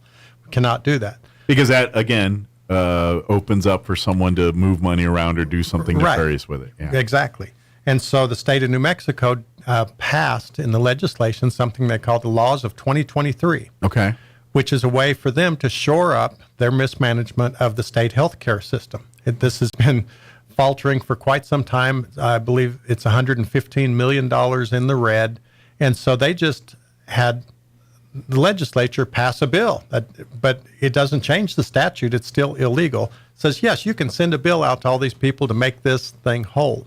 So I believe it was 32 of the 33 counties, because one of them is not in the same health care pool. Okay. And I could be off by that number by one or two. Doesn't matter. But we all chose to enter into a lawsuit with the state of New Mexico saying, we're not going to pay these bills. Chaves County itself was, I think it was $584,000. They came in 2 invoices. I believe the total was $584,000 that came in after the budget. It's very carefully timed, says you have 30 days to pay this. If you don't, we're going to basically send us a nasty letter. And then when we all fought back with this nasty letter saying that, you won't be eligible for all this stuff, then they say, oh, that was a mistake. We didn't actually mean to send it out on that. That was just a standard letter, and we inserted your name and the amount that you owe us into that letter. Please just disregard the 15-day thing. But every county in New Mexico joined in a declaratory judgment filed against the Cabinet Secretary of the General Services Division.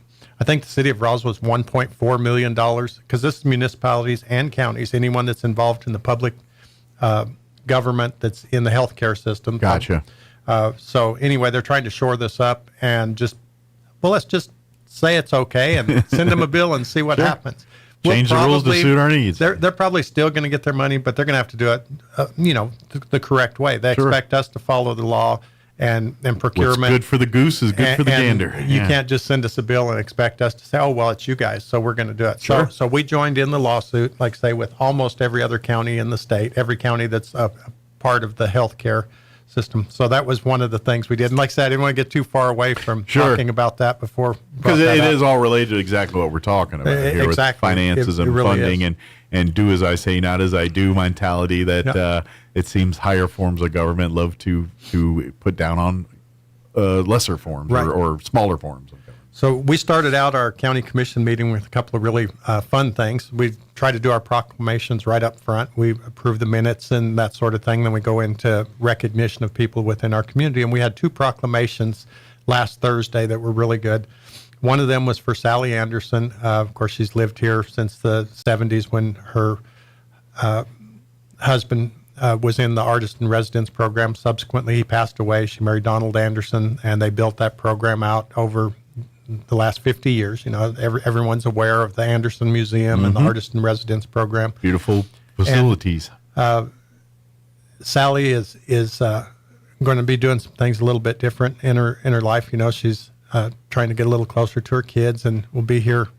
And kind of splitting some time, So, Gotcha. So she's going to be coming and going. So we wanted to recognize her for all that she's done. But it's not only in the arts community. She also started the Unity Center, or was a big part of starting the Unity Center in Chaves County. She's worked with CASA and all the other entities. A lot of throughout outreach the years. programs. Right. And she's one there. of those that stays in the background, doesn't, put her picture on the poster, Most people like that are like that. This is what they do. She's just spent a lifetime doing it. Another thing, she's a linguist.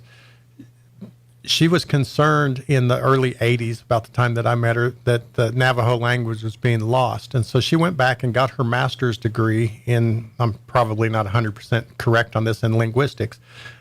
And then she went and traveled back and forth to Farmington area, Four Corners area, learning Navajo and learning the idiosyncrasies of that language, and assisted someone in publishing the Navajo dictionary, essentially, so that the language won't be lost. And as we all know, the World War II, the code talkers all spoke in Navajo because it's such a complex language that no one could decipher it. The Axis couldn't figure it out, you know. So she did that too, and we recognized her for that. I would even inspire that she's the, like in the last couple of years, you're starting to hear things like they're doing pop culture things, movies and stuff, and recreating them in Navajo. I would argue she was part of the people that set the table to put us where we're at and that kind of Probably thing. so. I mean, it's just kind of an amazing thing. Yeah. And she's a very fascinating lady, as we all know. So But I think we were the best- honored to do that for her. Yeah, and that's awesome to hear. But I think that's the best way to preserve stuff like that sometimes is through pop culture. I mean, if people are into it and stuff, then the Navajo language doesn't die. Someone's going to carry that and pass that baton because they love Star Wars. And there is an interest now, so let's capitalize on it before we miss that opportunity. Absolutely, I love that. So it's all good. The other proclamation we did, we had two community leaders down at Hagerman. Of course, I grew up in Hagerman, and Lyndall Andrews was the mayor of Hagerman for approximately 12 years. He died in 2005. Okay. Lyndall worked his whole life. He graduated high school in Hagerman in 1951, raised his family there, had a business there, but he stepped up and was a part of a lot of different boards throughout the community, not just Hagerman, but throughout Roswell and community. He was on the ENMUR board. He was also a charter member of Character Counts for Chaves County. Oh, wow. So, I mean, he's been So around and Hagerman's done- his home, but his roots spread through Chaves County. That's correct. And he spent a lot of time and effort making sure that Hagerman was going to be there for the next 100 years or so, working on infrastructure projects and helping the ball fields get fixed so the kids will have good memories and all that. So, and he passed away in 2005. And last month, maybe a month and a half ago, his wife died. Her name was Connie Andrews. Okay. And she passed away, and Connie spent 16 years on the Hagerman Town Council, worked very hard. She made sure that all the things that Lyndall got started got completed. I will say she was the spine there, and She keep the backbone and keep she it going. did a tremendous job, and she did all this. I said it in the proclamation as a Herculean effort, because she was also raising a small family when she went back to college, and then went back to school teaching kids. By the way, in Dexter, she just had a full career teaching and shaping young minds and helping people get to be better people. And the whole time she was working in the background doing things. And so the Andrews family did a great job helping out the community that they grew up in. And that's what you hope everybody would do. Sure. But anyway, Lyndall and Connie Andrews Day is going to be August the 7th in Chaves County. All right. And that's because that's Miss Connie's birthday. All right. Mama Mayor, as she was affectionately known when Lyndall was out. You know if she had a favorite food? Like, what was it? Like, anybody know? I'm not sure. Because, like, in honor of that, maybe we all eat that thing that day. That's a good idea. I will contact enchilada fan or something. I don't her know. kids and say, hey, what should we have on the menu to celebrate? Do we have a certain meal or a certain, that was her favorite? I think that'd be kind of cool. But she did a wonderful thing, as did Lyndall, in our community, making sure that we all. Unless she liked a lot of anchovies or something, then we're out. Yeah, then we're out. But yes, you're right. I love this, and this is what makes Chaves County and our community great. It's it's that side of it too. Yeah, we want to be in the now and have things accessible, but but our history is our people, and the people that did things that made this county a little bit better over time, and the people before them did the same thing. And the small towns in the valley have just as much to do with the success of our entire community as the that's the backbone of the county. Right. We're a farming and ranching county still. Nobody can tell you otherwise. And farmers and ranchers don't live in the big city. That's just how it works. That's for sure. So one of the first things we did at our commission meetings, we had a public hearing for the Infrastructure Capital Improvement Plan. We've talked about this many times. Very exciting. ICIP. Yes. So we do our top projects for a 5-year period. So this would be from 2025 to 2029. Okay. So we look out into the future and say, okay, next year, starting next year, this would be a priority. 26 be this, 27, 28. Like just a good rule of thumb, when legislative sessions start here in January, and each year is a 60 or 30 day. When you hear that there's a lot of money available, those ICIP lists get very important, because that's where a lot of that money's going. When there's extra money to be had, that's where it's going. We cannot ask for something from our legislators if it is not on our Infrastructure Capital Improvement Plan, which makes sense, because if I wake up this morning, what would be cool is if we did this. It's not very well planned out. And so by doing these plans each year and seeing how they mesh, and like last year's plan might have had such and such as the number one priority. This year our priorities change. That doesn't make that project any less viable necessarily, but it's just not as important at this particular time. We've got a greater need. Or other funding came along that presented itself to take care of that. So it might move down, because rather than needing, for instance, for our health department, public health department that we wanted to build, that had been on our ICIP plan for probably about 6 years before we actually saw an opportunity to get funding. So some of them just solved themselves. So it was on there, and it was definitely something that we wanted to see happen soon. But with the dollar amount that we needed, it didn't rise to a very high priority. It was probably down about 12 or 15, somewhere around there, I would guess, probably the highest it originally, until we got an influx of money from Washington. And as we've talked before, our great-grandchildren are going to be paying for this Build Back Better stuff. And so Chaves County chose to actually use that money to build back better and to provide something, a piece of infrastructure that's going to be used for the next 50 years or so. Yeah. So our great-grandchildren, as they make the final payment, they can maybe burn the mortgage on the health department. So that's probably by then they'll need to update the facility. So probably so. But the one we're in now is about 50 years old. So it's about due. Yeah. And if that's any reflection on how the other one's going to age, it will definitely need to be replaced in 50 years. Sure. But it's of course going to be designed specifically for how the Department of Health wants it. We brought them in at the very beginning. They told us this is how many rooms we need for the WIC program. This is how many rooms we need for general health. This is how many rooms we need for child health services. Those sorts of things. Sure. Someone did some ciphering and decided based on and that need. means we're going to have this many nurses. That means we're going to need a pharmacy of this size. We're going to need a lab. All those things that were not planned into the first building are actually planned into this. So even though the building we're in now is 50 years old, is still functioning, but not functioning well, we believe the new building will function well beyond 50 years. I'm sure it'll still need some improvements, but technology will also change in 50 years. Absolutely, and of course we try to keep that in mind too. Sure. As far as we know, we're going to continue to use 50 internet. years from now, they might be doing it a whole different way. Yeah, telekinesis. Who knows? Maybe we finally got those things in Star Trek where they just wave it over and he tells you what's wrong with you. Yeah, a little salt shaker, tricorder thing or whatever it was. Yeah, that thing. But we're trying to build with what we think is going to be the technology, and so we have room to expand for the internet capabilities and all those things within the building, which 50 years ago, of course, we didn't even have any of that in the building. Sure. We didn't even know what internet was 50 years ago. So. And so, it's kind of a toss of the dice. We don't know for sure what we're going to need, but we do it. But we have the Infrastructure Capital Improvement Plan, and we go out to the public and say, here's what we think we need to focus on over the next 50 years or 5 years. Sure. What do you guys think? And if people have ideas or opinions on some of the things that are on our list, they come forward and they tell us. Sure. Yesterday's public hearing, we had zero response from the public, but I hope that that's because they think that we're doing a good job. I hope that it's not that no one cares. People don't show up unless they're mad. That's generally how government works. So. And of course, we try to be pretty considerate of how we spend the monies, and we don't put a lot of money in for things that are extraneous. Sure. And I think, as a whole, I think for most part, public gets, sure, there's things that are nice to have versus things, we live in a rural area. We have our people, the people that are born and raised here, the people that call this place home, for the most part, are self-reliant, self-sufficient people. They don't live in a city where everything's at their fingertips or right away.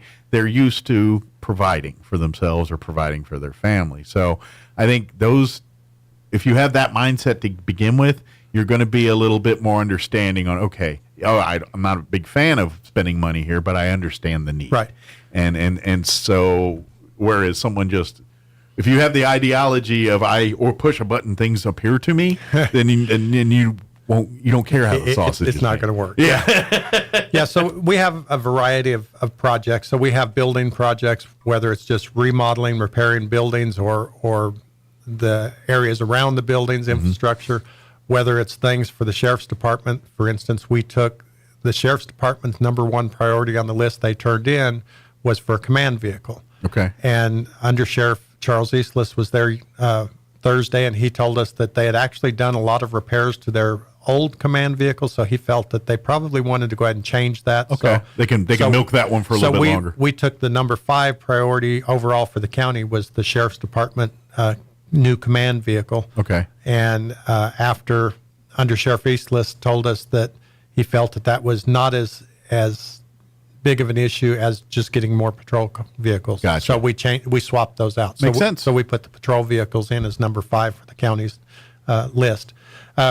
We had to identify the top 10. I presented about what the administration thought should be about the top 15 to the commissioners. They looked it over, discussed it a little bit. We spoke with each of the facility maintenance, with the road department, with detention, with the sheriff's department, and kind of whittled that around a little bit, and we came up with our top 10. Sure. Unfortunately, I forgot to bring the top 10, but I think I can remember the top 5. All right, David Letterman. Okay. Let's do it. In the number 1 spot, we had the Chaves County Health Department building. Okay. And again, we're pretty well fully funded with that, with the monies that came from Washington, but still, until that project's done, we want to be sure that we keep it a high priority in case other monies come along. Absolutely. Somebody wants to give us money because that's avoided cost for the county, and then there's been we a lot can of use those funds for something else. And there's been a lot of change and moving around and entities in and out and stuff in that part for a while now. Right. So it's this is good to kind of create some stability and prioritize that. Right. So it does make sense that they're at the top of the list there. And the number 2, same sort of thing, is the Pecos Valley Dispatch. We've committed about 3 years ago to building a much better location for Pecos Valley Dispatch, and that affects our whole county, our whole region. And that's a very technology-driven area, too. It is. In fact, all the plans, the actual area, the moving of walls and the creating of offices and that probably took them about half a day to create that with the engineering department, or the engineers that are working on this for us. But the electronics and making sure everything can be built the way that it needs to be built. It could have so many consoles for future use, so many consoles for current use. We will have the ability to send warrants out to the officers when they need one. They drive up, they get their warrant.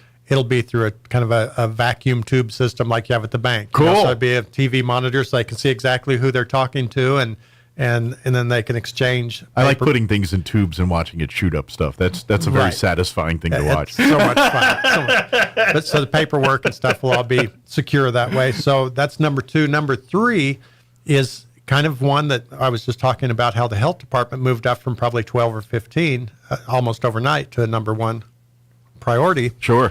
And the number 3 priority is the Cooperative Extension Office, which is also housed in the same building that the health department is housed in currently. And it was always the plan that when one of them got fixed, we'd maybe gut the other side and rebuild it for the other one, move them over, then gut that side, move someone else in. And now we have some options. As you're aware, last month, the Chaves County Commission approved the purchase of the Eye Associates Surgical Center, which is kind of an in-holding in Chaves County. It's privately owned, but it's surrounded entirely by Chaves County property. They built that a few years ago. Their management plan changed, and so they have this large new building. They used it for about a year and a half that's for sale. So they came to us and said, since you own all the other buildings around us, would you be interested in purchasing this? And we said, well, let us take a look at it. We looked at it. They said, who would fit in here? We thought, well, maybe the cooperative extension. Let's bring them over and let them look at it, kind of like we did with the health department. Sure. Tell us what their needs of their programs are, see if we could adapt it to do that. And by the way, just a quick plug, every resident of Chaves County should meet and talk with the extension folks at one point or time, because they're the folks that 4-H and all of that, they run that program. But anything farm and ag related with Drew at commercial or if you want to know about pecans, yes, you know, it doesn't matter if you live in town or if you live in the county. There you go. Very good. I'm impressed. But and then of course with the extension office with their medical and the diabetes and all the different education and other programs they have. The ICANN program, a nutrition program for people, just teaching you how to cook and eat healthy. Yeah, if you're a resident of Chaves County, go visit them because everything they do, and 99.9% everything's free of charge. They have a few events here and there that they'll charge you $10 or $15, but for the most part, everything they do is free of charge and things like that. And so it's a great resource for folks. And a very timely plug. Last week was the Chaves County 4-H and FFA fair. They had the big junior livestock auction Friday and everything else. Look at how many kids were impacted by all that. Yeah. And learning good things that they take into the future and provide. Extension office was all working through that. Oh my gosh, yes. But they did a great job with the fair. The kids all did a great job. Yeah. And now we're looking forward to the state fair, then the Eastern New Mexico State Fair. So we do have the state fair, and then we'll be back in our neck of the woods for the Eastern here in end of September, October time. So those kids all get 3 chances to really. I haven't heard numbers. How'd the auction do on Friday? I have not heard either. I was out of town on Friday, and I haven't had a chance. Usually they're trying to beat their own record or beat because Eddy County also is having their fair the exact same week this year. Right. And there is a friendly rivalry, I think, there between the different extension and FFAs on trying to raise more money at their county fair for their kids and things like that. Well, we have a very generous community. I'll leave it at that. I think that we probably exceeded every previous year's numbers, I'm sure. People paid ridiculous amounts for cows and pigs, and we're so thankful to them for doing that. It really is the future and creating the next generation of New Mexicans here in southeast New Mexico. Right. It's awesome. Anyway. So the Cooperative Extension Service, we took them over and let them look at the building, said if we remove these interior walls, could create offices out of these. This makes a large auditorium that could be subdivided, so on and so forth. Large kitchen area for the ICANN program, a nice reception area up front. It just fit the bill very well. Looks very welcoming. And so they were very excited to see that, and we're supposed to close the deal on that sometime soon. You know how title work goes, and it takes a little while to get it all scheduled and done. But government we is glacial. To sign that any day now. Okay. And then we moved that building to the number 3 on the ICIP because we do need the money that we weren't planning to start on this quite so soon. As I said, previous years it was out on 28, 29. Sure. Now let me ask you. Now it's on the ICIP and it got moved up to the list, but to number 3. Yes. Does that? I mean, is there plans to do anything regardless, or is it things are going to sit there until they decide that they're going to fund it? No, we plan to move ahead. It's just that whenever we present our needs to the state legislators, we can see if they can kick in a little bit. I just didn't know if there was a timetable, regardless of that list. No, we would not like to buy a building and just let it sit there and not do anything with it. We need to get started fairly quickly, and so we'll get going on it. So you're going to see work on it regardless. Yeah, and it may take a month or two before we get everything kind of figured out. First thing we need to do is we need to hire an architect to tell us, okay, if you can move this wall, you cannot move this wall. Yeah. What happens when you move this wall? Right. And give us kind of a working plan. And, of course, it's not a total design because the whole building's there. It just says, these walls come out, makes this into a large office. Let's move the door over here. Sure. And so that works. And let's put the divider here. Let's take this section out. Yeah. And so that'll go pretty quick and easy as far as design. And then once we get the design, then we'll either go out for bids or use a different source for the procurement, but we'll make sure we do that. So that was the number 3. The number 4 project, I believe that number 4 was repairs to the concrete in front of the administration building. Okay. We have a lot of small trees in the front of the building. Well, they're getting to be pretty big trees the now. Roots are starting and some of the trees have died. And because the roots are kind of heaving the concrete, we've had areas raise up and down. And for the last about 5 years, we've been grinding the concrete down to make sure there are no trip hazards. But you can only do that for so long before you encounter more problems. So we have a redesign of the front with it'll have to have new landscaping and new concrete. I believe that was number 4. And then, as we said before, I believe number 5 was the Sheriff's Department vehicles. Very good. And so anyway, we did a good job. And then we came back later in the commission meeting and passed the resolution to approve the 2025 to 2029 ICIP plan, which has all of the projects on it and prioritized by the entities that put them in, whether it's the volunteer fire departments, whether it's the maintenance department, detention, road, whoever. And then along with that, we went ahead and approved the top 10 list that the commissioners were gracious enough to do for us during the meeting. Absolutely. I'm just curious. Do they limit you on how many items can be on that list? So is there a minimum or a maximum number of items, or no, whatever it needs to be? Whatever it needs to be. They do need to have a minimum value of about $25,000. And in this day and age, $25,000, those are really kind of small projects. That's like $5. And so we try to make sure it's things such as a remodel of a building. You want to make the juice worth the squeeze. Complete re-roofing. That was one of the things that's on. That may be actually the number 4 priority is the courthouse roof. We replaced a portion of it over the last 2 years. There's another portion of it that's coming up on its life cycle, and the roofing material is starting to show its age, so we want to plan ahead and make sure that we get that in there. Okay, and I guess what I'm thinking of is like we talk about what we move up to priorities, but do the things get added to the list even though they're, like you're saying, you know what, we really have a need for this. It's not needed now, but let's add it to the list and we'll put it down on the bottom somewhere. Right. But I mean, is that something that constantly evolves too? And it's kind of a crystal ball thing because, like I say, we're figuring it out for the next 5 years. So you say, in the year 2025, we want to do this project. In the year 2026, we want to do this project, 27, 28, 29, so on. So as those projects develop or a new project's created, it can bump somebody to a later time or move one back. And that's why every year we redo it, because next year's ICIP will be 26 to 30. Sure. And some of the things that are on 25 may be gone. Gotcha. And some of the things that were on 29 may be on 26. Sure. Now, the other question I have before we move on, and I just saw the time, but I'm really just curiously, so is that list fluid or does it only get changed once a year? We change it once a year. I mean, there are provisions to change it for an emergency if a legislator were to come up and say, hey, we want to spend some money on this. Sure. We can add it at the last minute, but it's... Okay. I didn't know if it was a fluid list and it's like... It's not something we normally do. We normally have it in stone and the commissioners approve it and everything, but we can add something at the last minute if necessary. And also, I would argue too, or point out that this list is not designed for emergency projects. It's for bigger, long-term projects. Exactly. If you've got water main issues and stuff, those are emergency. That needs to be on a different list. Right. And so just to point that out too, since we're talking. Okay. I'll quickly go over a couple other things. How many minutes we got? 5? About 3, 4, 5. Give or take. Be real quick. We approved the final budget. We approved the final revenue reports and expenditure reports. To make sure that we were all solid on our numbers.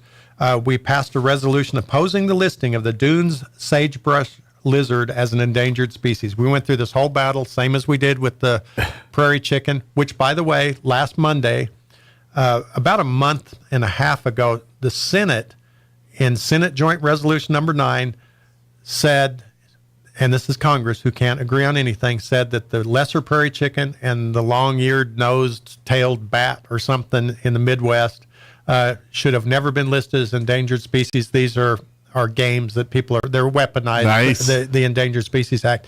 And so Senate Joint Resolution 9 was passed on Monday. House Joint Resolution, I believe it's 24, passed that said almost exactly the same thing. Good. The lesser prairie chicken should not have been listed as an endangered species. There's no science behind it. There's nothing. So that's going to help us when we That'll strengthen the argument. when we go to court. Yeah. We had the same issues with with the sagebrush lizard in 2011, I believe, is when the lawsuits started on that. Okay. Same as the prairie chicken, we proved that conclusively that it should not be listed as a threatened species.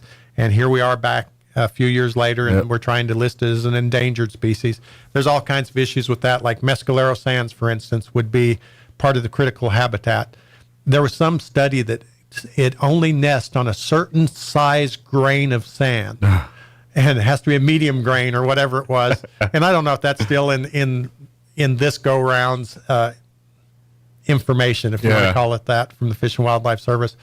But they said it's this certain size of sand. Then they went out and checked mescalero sands. Well, that's the wrong size of sand. But it's still on the list of critical habitat. They also, I was reading through trying to get up to speed on the lizard, that the lizard only lives underneath the bushes and stuff out in the sands. So do they just take the perimeter where there are bushes and things that the lizard could live in? No, they take the entire area of that. Sure. And same thing with oil and gas. You know, if it's cleared off, they don't nest there. They nest over in the bushes. So, but you take the entire area. You know, there's lots of reasons we disagree with this. They took particular science that they wanted, that they chose, that they created, and used it to promote an outcome. That's why we oppose nothing, and they could care less about that stupid lizard. It's all about control. They could care less. Exactly. Yeah. And so we're going to fight that battle. Real quick, the support of the City of Roswell's proposal to the Reno Air Racing Association. As you're aware, the City of Roswell is putting in the Reno Air Racing Association put out a request for proposals for places to move the Reno air races. This will be the last year that they have them in Reno. City of Roswell, we're throwing our hat in the ring. We're throwing our hat in the ring. Councilor Korn and Councilor Arnold. Yeah. They I have to remember who went on the trip. I'm trying to think, yeah, okay. And they said when they went on the trip, they were kind of pessimistic. Like, we'll never be able to get this in Roswell. You know, we're not the right place for this. They said after they discussed it with the people for the Reno air races, they said, oh, we're optimistic now. We actually have a very good chance of becoming one of the finalists that they will choose from. They'll choose you have a big 4. runway and lots of airspace. It tends to be a attractive factor. And it's in a place that used to be an Air Force base. Same thing as here. So we have a very good chance of doing that. We wanted to support the city in their. And this could be a real opportunity to improve amenities and everything out at that airport. This could be throughout our entire community. Sure. I mean, this is a big it deal. starts there and then kind of matriculates out. Yeah. So I know we're out of time. Thank you so much for having me. Anytime, and thank you for coming in. I know your schedule's been crazy and all that, and I invite everyone. You can always go, and you're invited to be part of these meetings. Encourage you to go. If you go to the Chaves County Facebook page, they live stream, so you can go back and watch them there at your leisure as well too. Next month, or this month, I should say, we're in August now, or actually we will be till tomorrow. Right. For August, normal schedule. Third week. So if you want to go, Thursday of the month, 9 a.m. There at the 9 a.m. Commission chambers in the main building. I believe the date is the 17th, but you should check that on your calendar. It's the third Thursday, whatever that is. Thursday, on the whatever you see Thursdays go 1, 2, 3, and then be there at 9. Right. Perfect. As always, thank you, Bill. We appreciate it. We'll see you next month, if not sooner. And maybe depends on what comes of that thing. We may need to sit and talk a little bit more about that Rio Air thing, because that could be a big deal. We saw a really great presentation at the EDC's annual meeting, and they really explained it to us, and it's pretty exciting stuff. Sure. So we're looking forward to seeing where it goes. I would argue this could be way bigger than UFO Festival, things like that. It has the potential. So it certainly does. So just not trying to get anybody's hopes up, just saying. So. All right, you're listening to 106.5 Roswell's Talk FM, KEND, Roswell, New Mexico. Mojave National Preserve. Firefighters to the south reported progress against another major blaze that prompted evacuations. Bob Agnew reporting. Now, despite the slew of legal challenges he's facing from political foes, former President Trump not slowing down one bit as he campaigns for the White House. The radical lunatic Democrats, they impeach me, they indict me, they rig our elections. And the Republicans just don't fight the way they're good people, but they don't fight the way they're supposed to fight. Mr. Trump at a weekend rally, Northwest Pennsylvania. Any Republican that doesn't act on Democrat fraud should be immediately primaried and get out. Mr. Trump saying he is ready, willing, and able to revive the U.S. economy, strengthen national security, and restore respect for America abroad. Devin Archer on Capitol Hill today. The former Hunter Biden friend and business partner goes before the Republican-led House Oversight Committee in a closed-door session. He may detail President Biden's possible involvement in his son's foreign business affairs, although the president has denied even talking to his son about his business dealings overseas. Ukraine says Russian missiles have slammed into a central Ukrainian city, President Zelensky's hometown, killing at least 5 people, including a 10-year-old child and her mother. On Wall Street, stocks are higher. The Dow is up 48 points, NASDAQ ahead 26. More on these stories at townhall.com. Everybody wants cheap airfare, but where do you find it? You call low-cost airlines. Their prices are direct from the airlines, and they're so low you can't find these fares published anywhere. They specialize in cheap flights, discount hotel rooms, cheap car rental rates, and great package deals anywhere around the world. Wherever you want to go, they can help you get there cheaply and with a best price guarantee. If you want the lowest prices on your airline tickets or other travel services, call now. That's right, call. That's the only way to get these rates. Experts are standing by 24/7 to get you the cheapest airfare and hotel rates available. So don't wait. Call right now for the lowest travel prices anywhere and for great last-minute travel deals too. Call 866-755-5300. That's 866-755-5300. Again, that's 866-755-5300. Call us right now. Clashes in Lebanon's largest Palestinian refugee camp leave at least 5 people dead, many others wounded. Factions fire assault rifles and rocket-propelled grenade launchers as ambulances race through its narrow streets to take the wounded to hospital. Speaking to the Associated Press, Palestinian officials say the fighting broke out after a gunman tried to assassinate Islamist militant Mahmoud Khalil, killing a companion of his instead. Another official said a Palestinian military general from the Fatah group and 3 escorts were assassinated. The Ain el-Hilwa camp is notorious for its lawlessness, and violence is not uncommon. Lebanon's caretaker Prime Minister Najib Mikati has condemned the clashes and has called on the Palestinian leadership to help control the situation. I'm Lawrence Brooks. Suicide bombing northwest Pakistan. The death toll has risen to more than 4 dozen. News and analysis, townhall.com.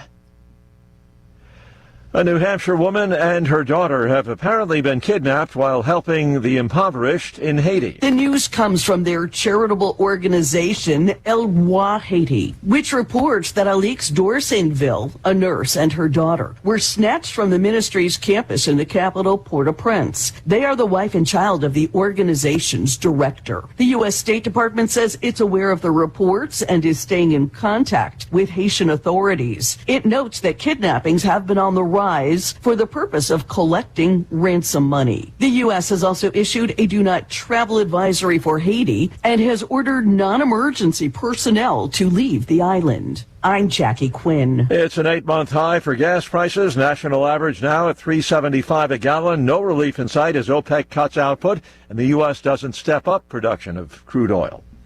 More on these stories at townhall.com.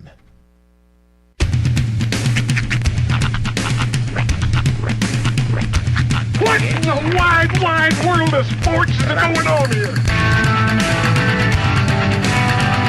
I promise you, whatever scum did this, not one man in this force will rest for 1 minute until he's behind bars.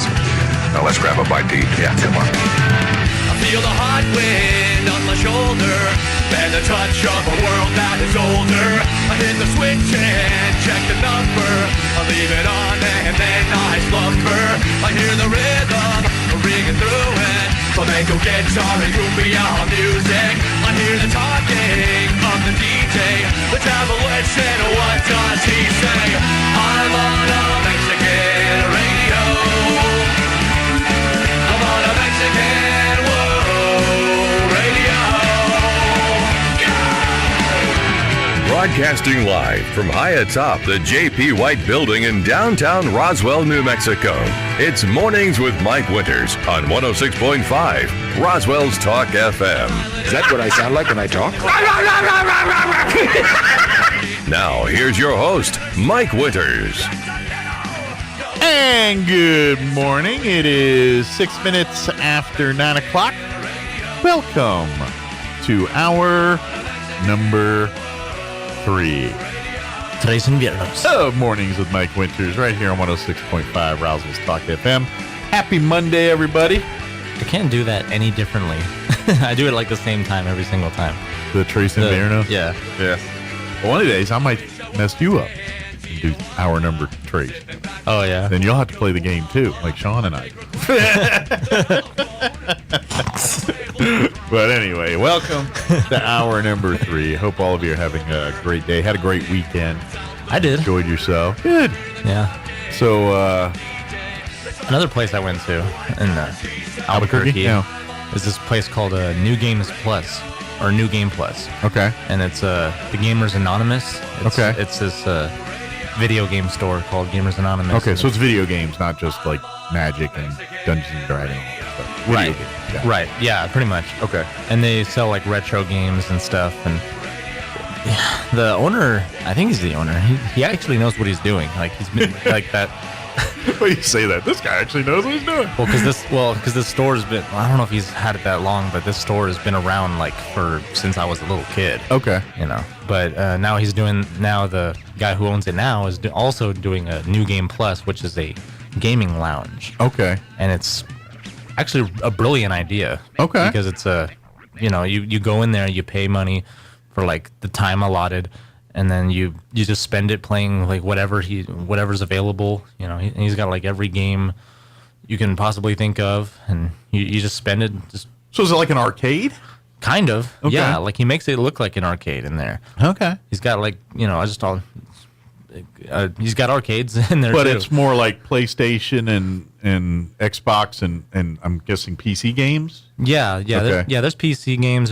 But there's retro games too. Okay. But do they have like old school Pac-Man and Galaga machines in there too, or is it He's got like a couple machines in there. Like, Okay. I think Marvel vs. Capcom is one of them. Okay. Well, those are more modern compared to what I'm talking about. I'm talking about like the old school circuitry boards with Galaga or Space Invaders or Yeah. not even so advanced as that cartoon one, the Dragon Slayer or whatever it was. Yeah. It's still a machine that uses like a stick controllers and stuff Okay. like that. Or the ball.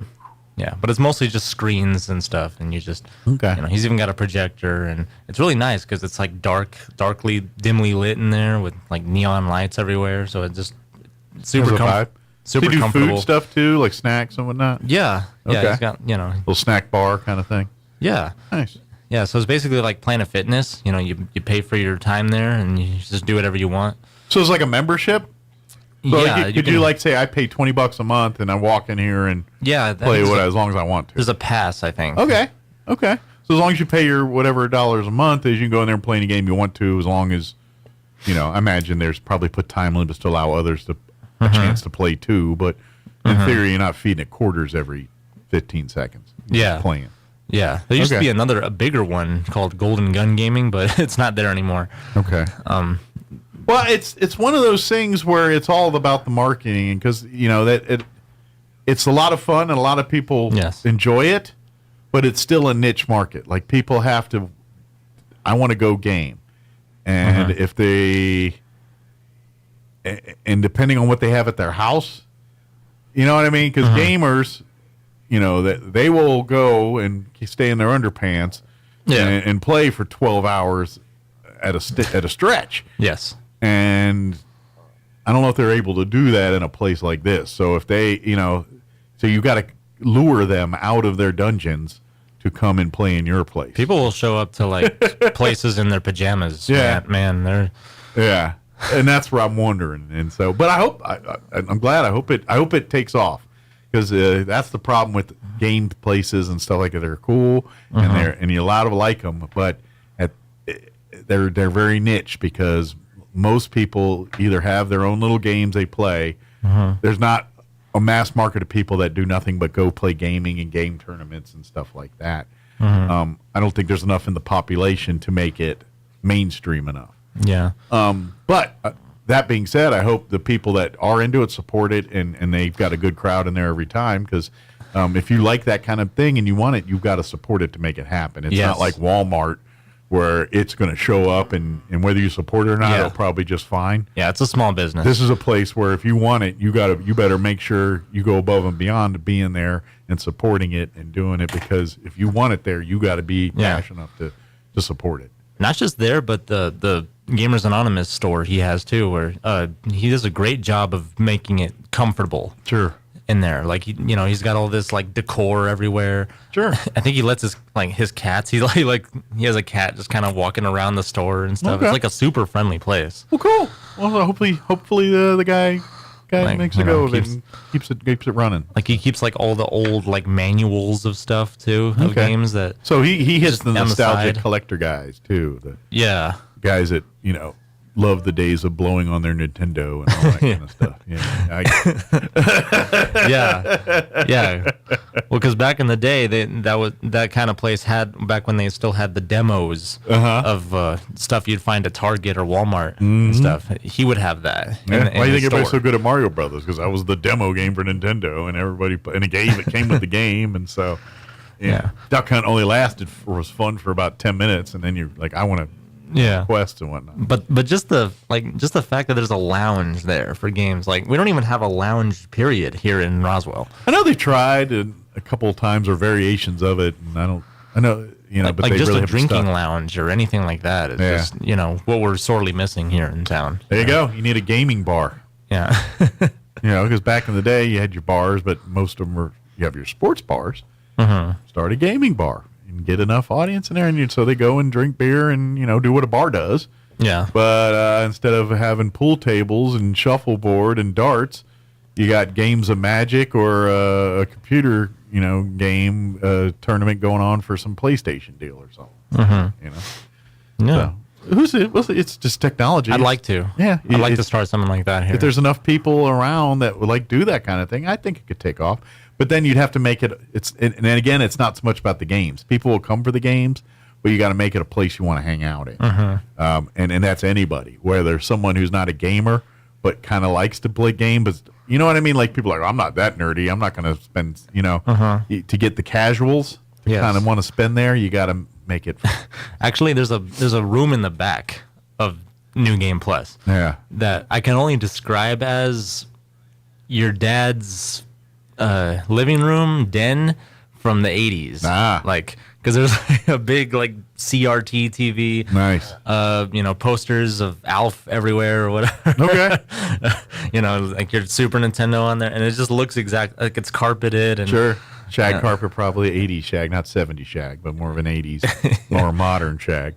Yeah. It looks amazing. Still had the phone cord with 20 feet of phone, the old school phone on the wall or sitting on the table, and it had the 30-foot phone cord so you could walk anywhere in the house with the phone. Yeah, it looks like the room you always wanted to have. Yeah, I know those days. All right, we do have an interview we're going to play this hour. We had Officer Kidd with the Roswell Police Department join us, and Juanita Jennings, Public Affairs Director for the City of Roswell. They joined us last week. A couple things we talked about are events and things coming up or ones that have happened, but we spent a lot of time talking about National Night Out, the annual event where they invite the public to come out and have food and games and stuff. And if you want to learn more about Neighborhood Watch and that kind of stuff, or come and meet the police officers and check out the cars and the fire trucks and all that cool stuff. But National Night Out is tomorrow night, and it's happening at the Roswell Recreation and Aquatic Center. And they're going to have a big pool party, and, of course, they'll have all the food and the other stuff, too. So we're going to play that interview here in just a few to get you familiar with what's happening at National Night Out tomorrow night.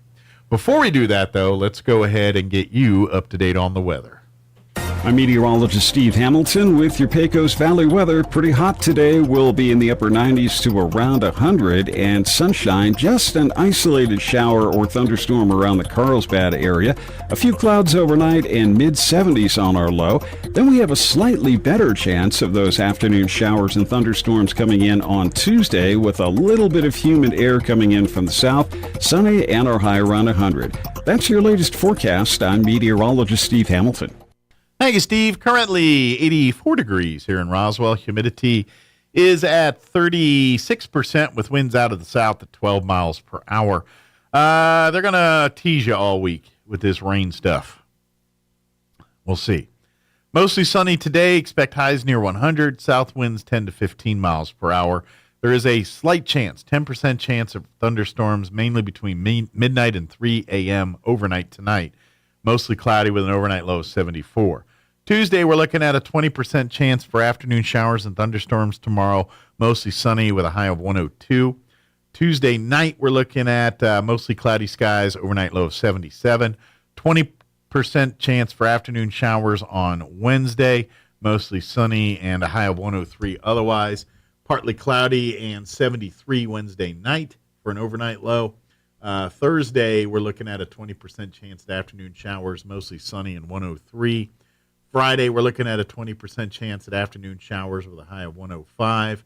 Saturday, sunny and hot, 105. Sunday, a 20% chance of showers for the afternoon, otherwise sunny and 104. So we'll see. They smatter in these 20% chances almost every afternoon this week, so we'll see if that amounts to anything. All right, 9:17. We're going to take a quick commercial break, and then we're going to play our interview with Officer Kidd and Juanita Jennings from the city of Roswell. Don't go away. If you recently lost your Medicaid coverage and can't get health insurance from your employer, Be Well NM can help you find health insurance from names you trust for as little as $10 a month. Plus, your first month could be free. Finding health insurance can be confusing, so let the friendly Be Well NM experts help you find the right health insurance for you, your family, and your wallet. Our help is absolutely free. Call Be Well NM today at 1-833-862-3935 or visit BeWellNM.com/stay covered. Grab your dancing shoes and head to the Liberty in Roswell for Country Dance Night, Friday, August 4th, featuring the Colt Gibson Band.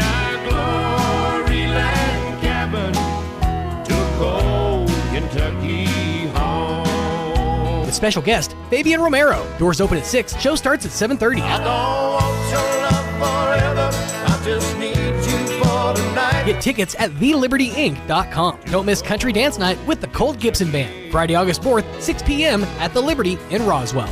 Most of the problems that people have with plants comes down to basic farm management. That means knowing what to plant and when to plant it. Hi, this is Jim Gill from Roswell Seed Company. Planting at the wrong time usually leads to disappointment and heartache, sort of like your first love.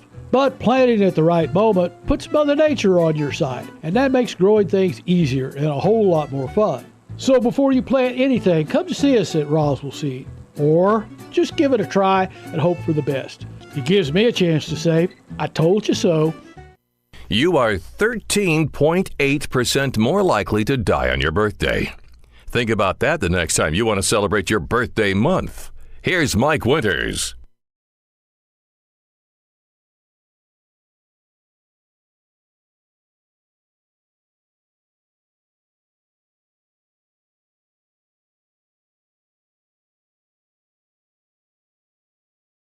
Mike Winters. And good morning. It is 22 minutes after 7 o'clock, and joining us in studio this morning, Public Affairs Director, bless you, for the Public Affairs Director for the City of Roswell, Juanita Jennings, back with us, and from the Roswell Police Department, Officer Kidd, with us this morning. Good morning, ladies. Good morning. Good morning. How's your weekend? How's everybody doing? Great. Yeah, good. It was a long weekend. I think in Roswell, if there's events going on, pretty much every weekend's a long weekend for you, isn't it? Yes. I'm assuming do you get to work days? So did you get the weekend off? Or Yes, did you, I had the weekend off. All right, well, good. So you get it's like Monday for you, just like everybody else. Very good. Well, for folks that aren't familiar, of course, Juanita joins. Usually it's on a Thursday, but I screw up scheduling, so here we are on a Monday. But Juanita usually pops in once a month and just keeps us up to date on things going on, either like at the Rec and Aquatic Center or just at pretty much any of the city facilities and things. Just what's going on with the city of Roswell. So time to learn stuff. Yes, so we have a few updates today, and then I did bring Officer Kidd because we have an event coming up, so we'll get to that in just a minute. Yes. But most importantly, big announcement. So youth volleyball is happening at the Roswell Recreation and Aquatic Center. Registration is occurring right now, so you can register your child, your grandchild at roswellconnect.com. It will begin right immediately after registration, which is around August 3rd. Okay, so you got about 3 weeks here to get signed up. About a week, I guess. Is it that quick? Yes, this is the last weekend of July. Oh, it's the 24th. Yeah, you're right. Jeez. I was thinking I had another week on me. So you got about a week and a half. A week and a half. To get so it done. make sure to sign up.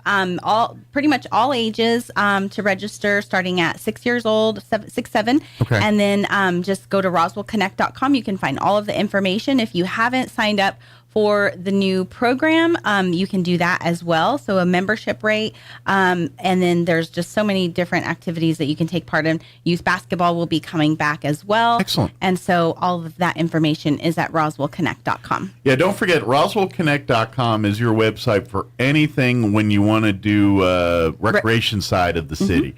If you want to get your passes to the aquatic center or the recreation center, if you want to get stuff for the zoo or for the museums or any of that kind of stuff, Roswell Connect is where you find all that stuff. If you want to learn to pay your water bill or contact a city councilor or learn about city hall hours, things like that, the main city website, roswell-nm.gov. Yes. They'll get you all that information. But if you want to learn about sports and recreation, Roswell Connect is where you want to go. Yes.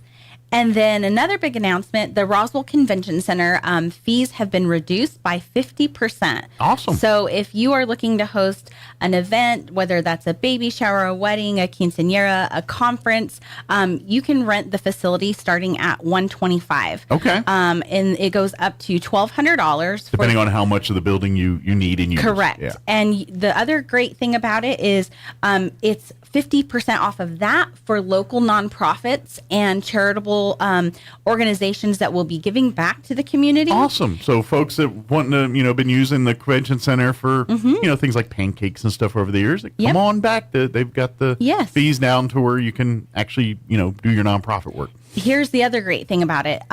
You can also bring in your own food now. Okay. So if you're cooking, I know that there's a lot of people who love to cook enchiladas and beans and rice and things like that. You can do that now at your own home, bring it in, and they'll set up the tables, tear them down. But again, those fees have been reduced. You can look at all of the fee rentals online at roswell-nm.gov. Excellent. Like I said, a new room, one of our newest rooms on the newest side starts at $125 to rent for the day, not per hour. So it's for each room. Okay. And then the big hall, which is the east and the west, is at about $1,200 per day. And there's still food available if you want and all that. No? No. Okay. The convention center staff will not be serving they're stopping food. the food anymore because that no part food. ended. Okay. They will provide alcohol, so if you need a bar set up, they can do that. Okay. But you can bring in your own food now. So whether you cook that at home or if you want to have a caterer, you can do that. But the rates are really great. If you are a government entity, it's even better. It's free. Gotcha. So maybe you have a conference or you have an association that you're a part of through whether that's the state or the county or even like the school, you can utilize that convention center at no cost. Gotcha. So please reach out to them, 575-624-6700. So say something like a state level Department of Health or something want to have an event there to promote some kind of community related thing, you get it for free. Yes. Makes sense. Yeah. Like it. Good deal. And then the other thing, before we get into why Officer Kidd is here for National Night Out, the city, so many great things are happening. So just recently, our city council redid one of our ordinances for permitting. So if you own a single resident family home and you would like to maybe do a little bit of remodeling, that permit is $1. Wow. $1. Okay. So huge savings. Hundreds and thousands of dollars in cost savings to you as a member of this community, whether you're a landscaper, a contractor, or just a single family resident homeowner.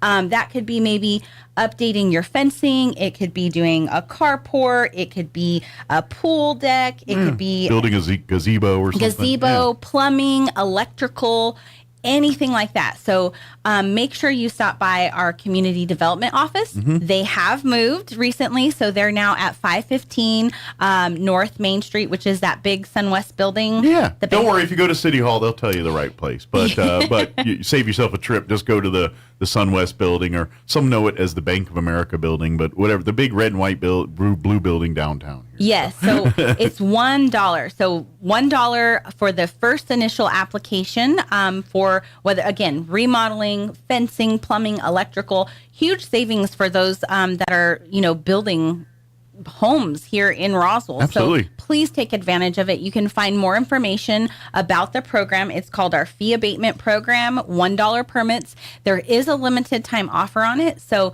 you will have to apply for the permit before May 11th of 2024. So if you got projects planned, this might be time to light the fire and get working on those projects. Yes, or maybe you've been thinking about it, but the cost of a permit, Sure. An average cost of the permit about anywhere between $500 to $1,000 when they were telling me about the program.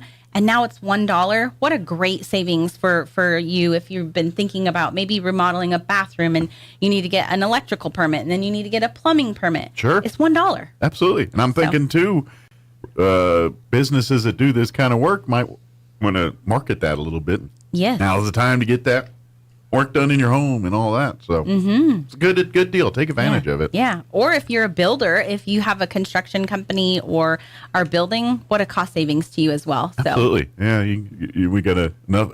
Everything else is going up in this world. It's kind of nice to get a break for once in a while, So. Yeah, absolutely. So please contact our community development department again, 575-624-6700. Yeah. They have moved locations. They're a one-stop shop now. Yeah. Right there, 515 North Main. So Yes. Yeah. In the SunWest building, just pop in there and the director will tell you where to go and all that. But if you do go to City Hall and you wander around there, and you might hit a couple offices, but they'll send you back over to the SunWest building. So. Yes, we have. It's so funny. So we have signs up, and then people still they don't read the signs. Mm-hmm. So our ladies up at the front desk, they do such a great job and redirect them where they need to go. But again, all the information for pretty much anything in the city government related is at our website, www.roswell-nm.gov. Yeah, and you can just type in the search, permit fees or $1 permits, and it'll pop right up on our community development page. Yeah. If you haven't been to the website, either website, Roswell Connect or the .gov, either one are great resources. You should check in from them from time to time.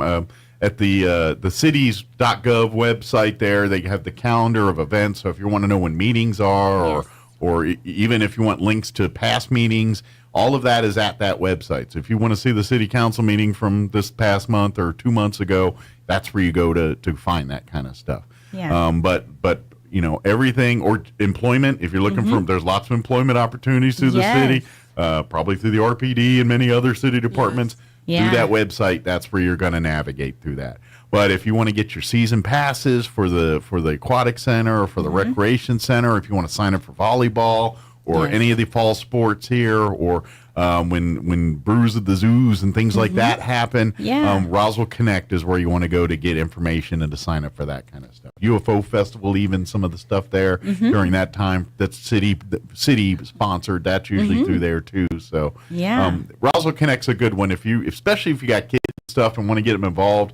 You should constantly be checking back and forth in that one. But if anything, city, infrastructure, government related, all through the .gov website. Yeah. So.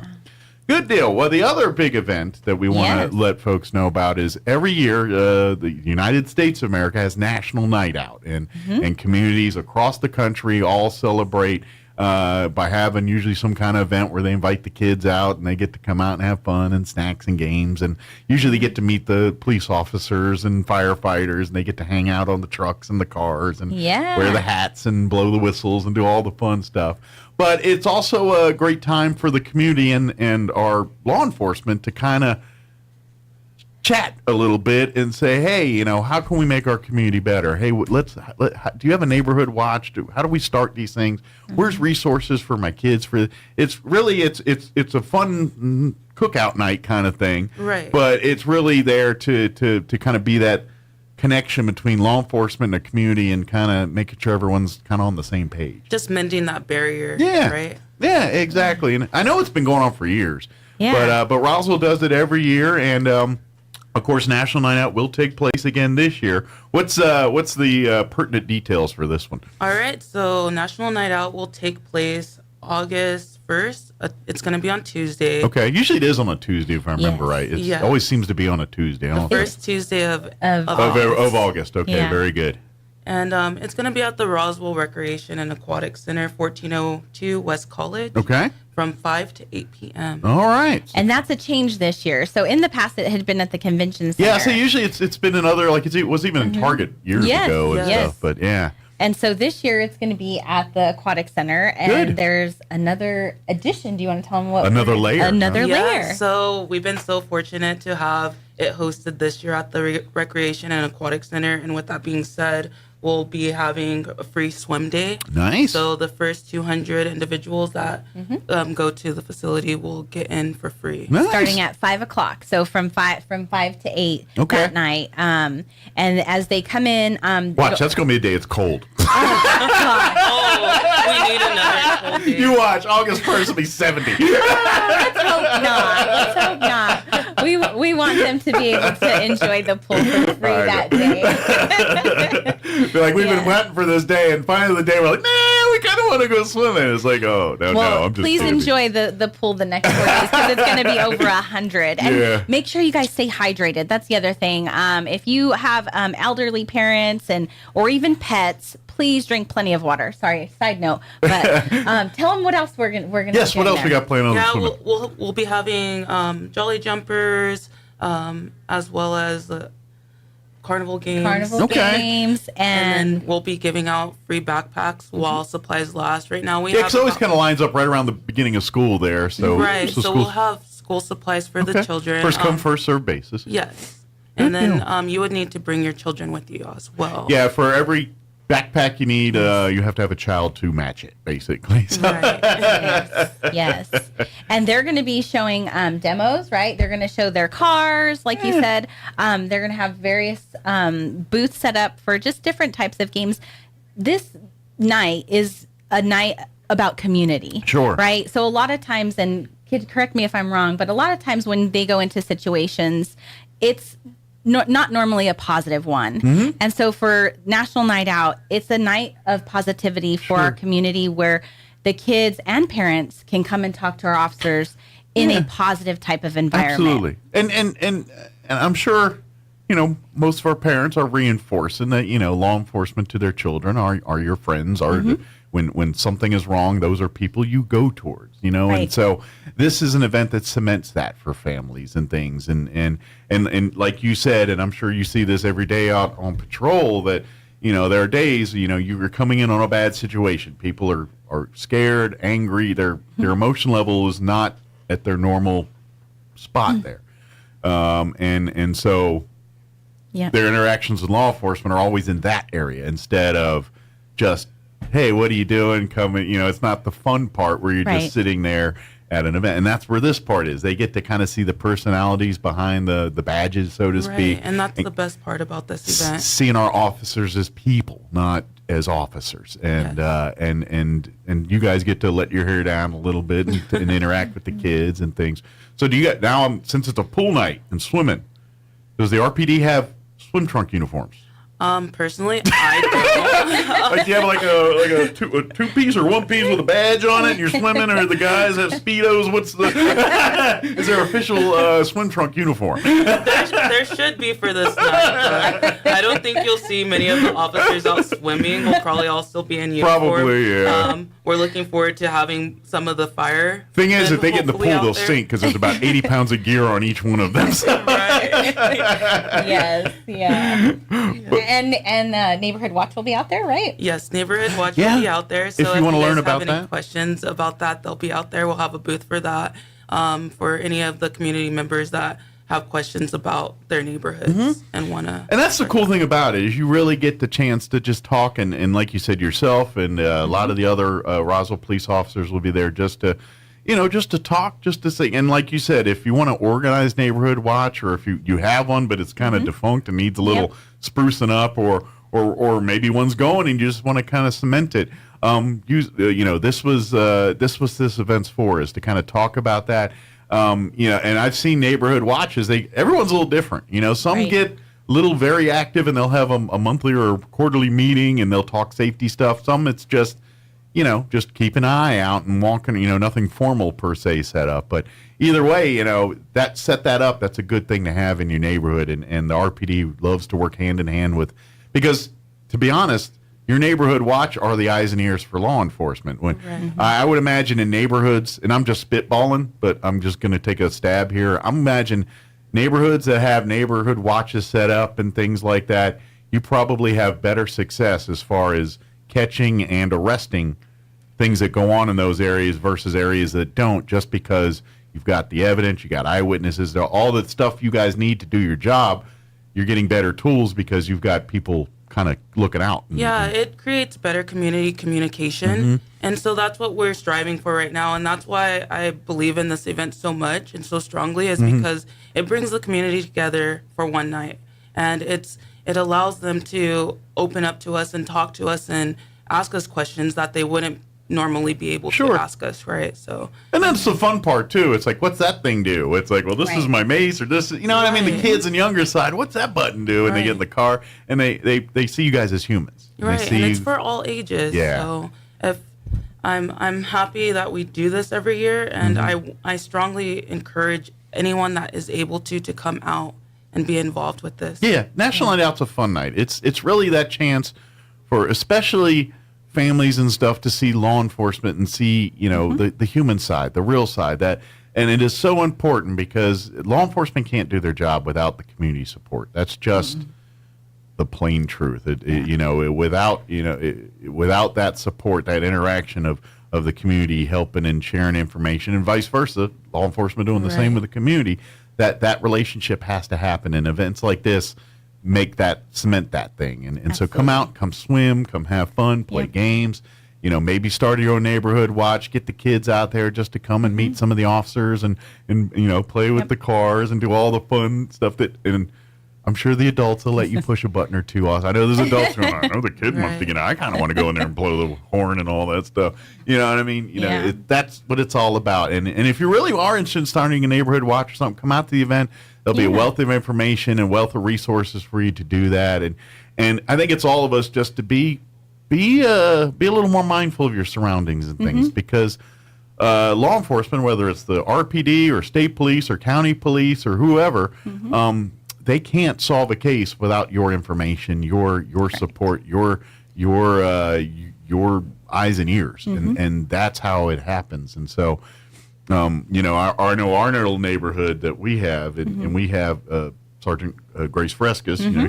She does the neighborhood watch stuff, which I imagine you'll meet her on National Night Out, and but they do a lot of that stuff, and so it's really great to have that connection. I've seen it in person multiple times, and so come out to National Night Out here on the 1st and have fun. Yeah, have fun. But at the same time, learn some of this stuff. So National Night Out is a community-sponsored event. Okay. And so we've been fortunate enough to have businesses within the community sponsor want to thank the them, event, yes. right? And I really want to thank them.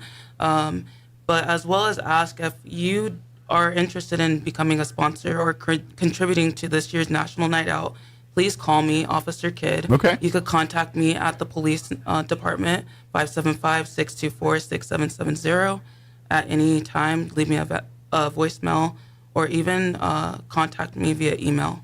Yeah, if there's business out there want to support or you want to donate, like school supplies, things like that. Unfortunately, law enforcement doesn't have a big room just full of school supplies waiting around. They don't, not like the Scrooge McDuck vault where they keep a bunch of backpacks and things to swim in.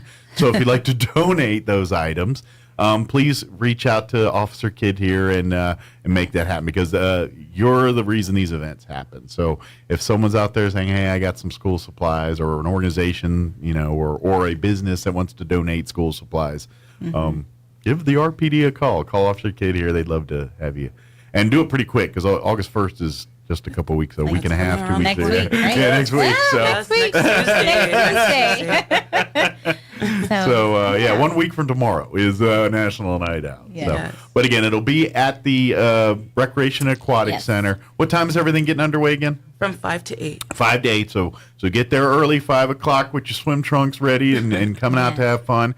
And then while you're there, come and play the games and have fun. Meet some of our law enforcement and first responders and come out and just talk, chit chat, meet, ask questions, have fun. If you, who knows, maybe there's a few youngins that want a career in law enforcement. Maybe there's a good chance to talk to officers and see what the job's about and learn a little bit about what the day-to-day life of a police officer is like. and things like that. So. Yes.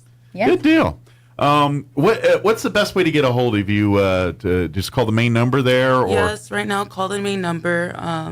I don't have my work cell phone right now. Okay. It's MIA, so just call my work phone number, the work PD number, and that's the best way to get a hold of me. Don't do 911. It's going to be 575-624-6770. Yeah, call that and ask for Officer Kidd, and they'll transfer you right to her. Don't call 911 unless it's an emergency. Please. That's an Don't call emergency. 911. Yeah, this is not an emergency. For this, so. No matter how behind, even if we're that afternoon, do not call. Yes. But it's National Night. If you've never been to one, come on out, be a part of it. Like you said, we're going to be giving away school supplies while supplies last. So if you are in need of those, you might want to get there closer to 5 instead of closer to 8, because those are going to be first come, first serve. But come out to the Recreation Aquatic, especially if you've never been before. If you've never been to the Aquatic Center, shame on you, because it's an amazing facility. And if so, make next Tuesday your first time out there and come out and ready to have fun. And hopefully while you're there, you want to sign up for volleyball or some of the other events, adults and things. You'll be amazed at how much. Please come out and sign up. Yeah, if you want to work out, you literally have whatever you want to do. If you're old school, medicine balls and throwing ropes and looking like some guy from the 30s training for a fight. They got that stuff. You know what I mean? Like the Rocky kind of old school, the ropes and chasing chickens and all that stuff. They don't have chickens, but they got. But then if you want the more high-end ellipticals and the latest in the video workouts and all that, so they've got all of that. So whether you're old school or you're that guy that likes hooked up things and science the heck out of this thing, then they can do either way there. And I'm pretty sure I've never seen that many basketball courts in like one facility at one time than at the rec center. Every time I go there, I'm just like acres of basketball courts. Yeah, it's really awesome. Really awesome. It is. If you've never been there, come check it out. Make next Tuesday your first time out. Yes, and parking will be on the west side, but the actual event for National Night Out will be on the south side parking lot area, and people will come into the pool area on the south side, on that south side gate, not through their normal regular entrance. Okay, because of it's the a rec special center. event, we want to funnel everyone in and out the same area. So just Absolutely. follow the herd when you get there. You'll see it. I'm sure there will be a lot of people, and we encourage you to come on out and get registered, and also get some great school supplies and talk with our officers. Absolutely. So August 1st, 1 week from tomorrow, National Night Out, 5 p.m. to 8 p.m. at the Roswell Recreation Aquatic Center. Free event. Come bring the whole family. Come on out and have fun. Bring your swim trunks so you can go swimming and all that stuff. But change your clothes for you can sit down and eat and play games and stuff either afterwards or before and all that. Absolutely. And then don't forget, if it is now $1 permitting for renovations, yard, landscape, all that kind of stuff. Instead of basically paying $1,000 for the permit, it's like $1 for the permit. For single residential construction projects. So plumbing, electrical, heating, all of those things. $1. Contact our code enforcement department, community development, and they will help you out. Absolutely. And then don't forget, volleyball signups are also going on right now at the Aquatic Recreation and Aquatic Center. You got till about August 3rd to get signed up, and then the season will kick off like shortly thereafter. So, like Immediately August 4th. after. Yes. Immediately after. Good deal. And of course, if you have any questions about anything, when it comes to the Aquatic Center, recreation, all that stuff, RoswellConnect.com is your website. Anything city government related, the permitting stuff, meetings, talking to city councilors, all of that kind of thing, water bill, all of that, roswell-nm.gov. And then, of course, the Roswell Police Department has you can just Google RPD, and then the Roswell Police Department website comes up. I'm sure there's plenty of information about National Night Out. But if you're interested in a career with the Roswell Police Department, you can also find out at the city website, but also at the RPD website, too. Yep. Just curious, do you guys, I know you're it's not your part of the world here, but do you know, like, number-wise, if you guys are, how many officers you're short right now? I'm actually the recruiting officer. Okay, so it is your world. I'm sorry. So right now we are looking to hire 9 more individuals for the department. We're down 9 people. Okay. And so we strive to continue to bring our numbers up. Okay. And we're lucky that the city has allotted us with 104 positions. And so once we get those 9 more positions in, then will be fully staffed. And what I love about it is it's when you go there and apply, it's not like they say, oh, you want to be a cop, and then they send you to the academy and go, they work with you. Yes. And so by the time you go to the academy, they're going to make sure that you know exactly what you're completely prepared as possible, ready and prepared for that. So they help you if you're like, well, I'd love to be an officer, but I got to do some push-ups, or I gotta do some book learning. They help. They help with all that. We're there to help you. We encourage people as much as possible because it is a career that anyone can do as long as you're wanting to do it. Sure. And if you have that want, then that's the key. And I would argue if you're you got to have the ability to be patient with people and understand and reason. That skill will do you so well as a law enforcement. I mean, I'm not telling you know this better than I do, but because every day you're dealing with unpredictability and things like that, and you're dealing with people at their worst. So for your ability to be that calming type person, that asset will probably carry you very well in law enforcement. Right, So, it really does. It really does. Just to be that people person. I mean, yes, you need to have the physical tools to be an officer, but you almost have to have a degree in psychology to really, to understand people. Yeah, because you're going to get more headway with that conversation than you will with the show of force sometimes. And so it's nice right now. We have a police service aid program. Okay. We bring in people as young as 18. So if you're not quite old enough to be an officer yet, but want to learn, you can start off by being a service officer. Yes. And so that's awesome and amazing because they'll come in at 18 and not really understand the whole workforce of things, and then as well as law enforcement. And so it gets them that entry level into law enforcement. Yeah, they get to test it out to see if it's really for them before actually committing. Sure. And not to mention it really helps the officers because sometimes there's, you got to go to an accident, a parking lot somewhere. And it's like, well, my officers are a little busy doing another thing, but we can send a service aide out, take information and make sure everyone's copacetic there. And that's really what the role of the service officer is serving the need of the community, doing those things that maybe aren't needed a full trained police officer on. Somebody could take a report. Lower priority calls, handling reports, filling out things. Yes. Obviously, service officers aren't going to shootouts and stuff. No. That's our. When they get to escalate to that level, then it's our law enforcement that's in there handling business. Right. But a service aid is really a great opportunity to get your foot in the door to learn about what law enforcement is like. You interact and work with law enforcement on a daily basis, so it's kind of that. And then when you become 21, if you so desire, then you can full on pursue the path to a full-fledged police officer. Yes. But it's a great way to, and that's the cool part too. You get to learn the different sides of police and law enforcement. It's like, oh, I love, you go in as a service aide and then you start learning about some of the different departments and what they do. And it's like, oh man, they got a mounted patrol. I love that. Or they've got the detective unit. That's what I want to do. I want to investigate cases. Or no, I love the canines and the dogs. I want to go in that route. There's so many different avenues, but you do have to remember, if you're a police officer in the Roswell Police Department, you're a police officer first. No matter if you're the SWAT guy, the dog guy, the training person, it is. Your first job is to serve and protect, and they'll ingrain all that into you. But that's the cool part about it too. So I'm just curious, like you're the training officer now, but like when you joined, was there always I always wanted to be SWAT? What was your? When I joined, I joined just to join, for personal reasons as well. But I wanted to help the community, and that was my biggest drive. Okay. And then whenever this position opened up, I felt called to it.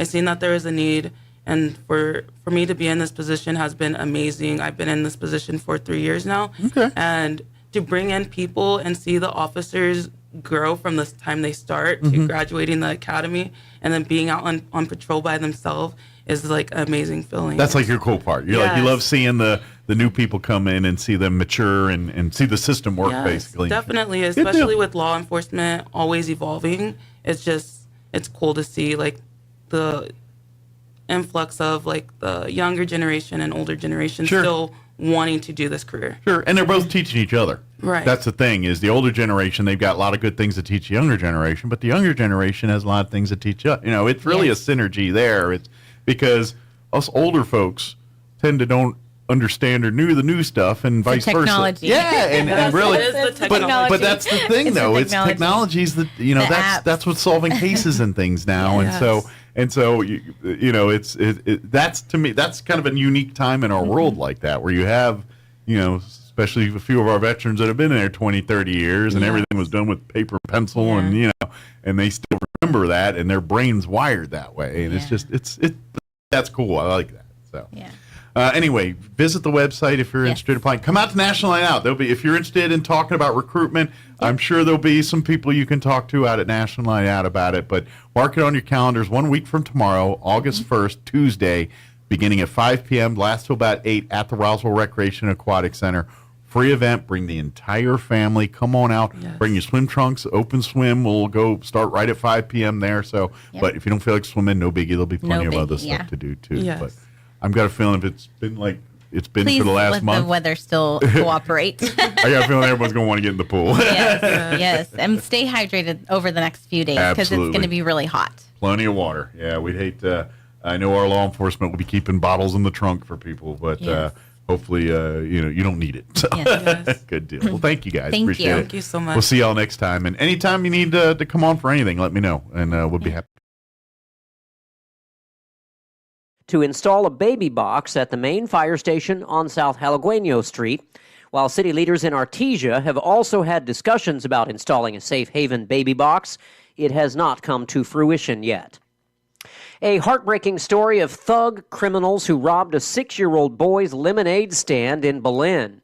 But now the community has rallied around little Connor Brock, who was trying to raise $250 so he could donate it to St. Jude Children's Research Hospital.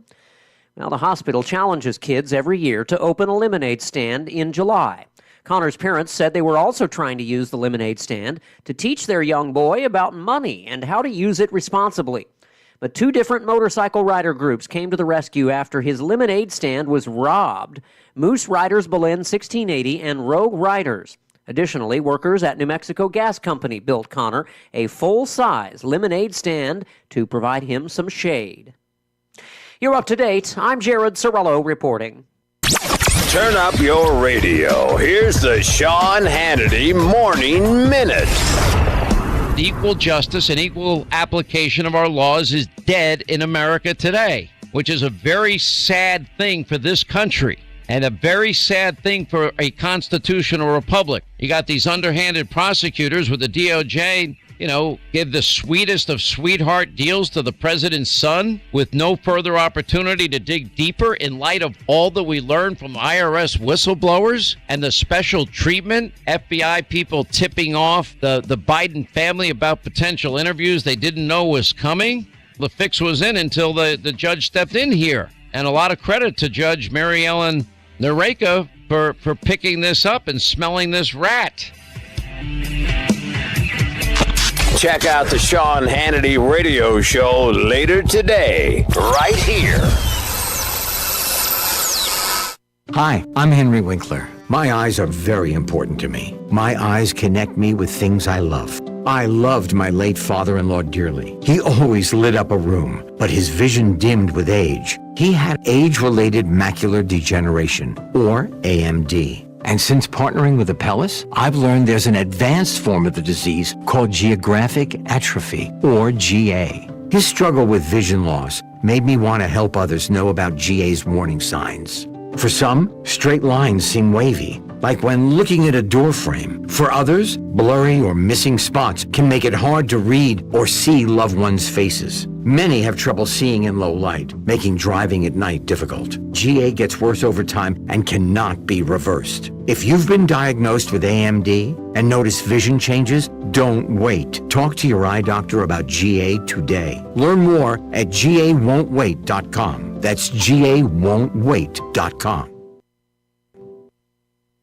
I'm meteorologist Steve Hamilton with your Pecos Valley weather. Pretty hot today. We'll be in the upper 90s to around 100 and sunshine. Just an isolated shower or thunderstorm around the Carlsbad area. A few clouds overnight and mid-70s on our low. Then we have a slightly better chance of those afternoon showers and thunderstorms coming in on Tuesday with a little bit of humid air coming in from the south. Sunny and our high around 100. That's your latest forecast. I'm meteorologist Steve Hamilton. With the Wall Street Business Report, I'm Rich Thomason. Wall Street opened mostly higher this morning, kicking off what will be a busy week for corporate earnings. Amazon and Apple scheduled to release their second quarter results. In the tech sector, a couple of chip makers, AMD and Qualcomm, will report their Q2 results. And Friday is a big day. The government is set to release the July employment report. A new reactor at a nuclear power plant in Georgia has begun commercial operation, becoming the first new American reactor built from scratch in decades. The power is going to utilities in Georgia, Florida, and Alabama. Europe's economy is growing again, but not by very much. Growth came in at 0.3% in the April through June quarter, following zero expansion in the 3 months immediately before. The Eurozone's largest economy, Germany, continues to lag. For the Wall Street Business Report, I'm Rich Thomason. Most of the problems that people have with plants comes down to basic farm management. That means knowing what to plant and when to plant it. Hi, this is Jim Gill from Roswell Seed Company. Planting at the wrong time usually leads to disappointment and heartache, sort of like your first love. But planting at the right moment puts Mother Nature on your side, and that makes growing things easier and a whole lot more fun. So before you plant anything, come to see us at Roswell Seed. Or just give it a try and hope for the best. It gives me a chance to say, I told you so. More than 50 million Americans live with chronic pain. If you're experiencing pain that interferes with your daily life, Artesia General Hospital can help. Dr. Casey Della Barca and our compassionate team of providers treat a variety of conditions, including arthritis, back and neck pain, migraines, neuropathy, and more. We offer advanced procedures and comprehensive therapy, and we personalize treatment plans to help you get back to living a quality life. Request an appointment at artesiageneral.com/pain. Find your path to a greater future at Eastern New Mexico University. Come experience the ENMU Advantage, which includes tuition-free higher education through the New Mexico Opportunity Scholarship, small class sizes, and professors who are here to help you succeed. ENMU has a free application and no application deadline, allowing you to apply up until the start of the fall semester in August. For more information, visit enmu.edu. Eastern New Mexico University. Student success, that's what we're about. New Mexico can be safer, and we can protect our loved ones from gun-related injuries when we lock up our guns. New Mexico has one of the highest rates of gun violence in the country, with numbers nearly 2 times higher than the national average. But safe gun storage is a proven strategy that reduces gun violence in all our communities. Protect New Mexico by securing your firearms. Visit safestoragenm.org to learn more. Brought to you by the New Mexico Department of Health. A Greek-Canadian man invented the Hawaiian pizza. His name was Tex Colorado, and he was from Detroit. Here's Mike Winters. And good morning. It is closing in on 10 o'clock. That's going to do it for us for today's show. If you missed any part, I invite you to check it out at your leisure. Just log on to ksvptv.com, click on the Mornings with Mike Winters channel, and you'll find everything there you need for yourself. We had John Amistad join us talking old Lincoln days in the 7 o'clock hour. Bill Williams, Chaves County Manager, giving us the highlights from last week's County Commission meeting, joined us in the 8 o'clock hour. And then we just replayed our interview with Juanita Jennings and Officer Kidd from the Roswell Police Department, talking mostly about National Night Out, which is happening tomorrow night at the Roswell Recreation and Aquatics Center. All right, that's going to do it for us. Thanks for allowing us to be a part of your day. Have an amazing day. We'll talk to you tomorrow. Your home for Armed American Radio is 106.5.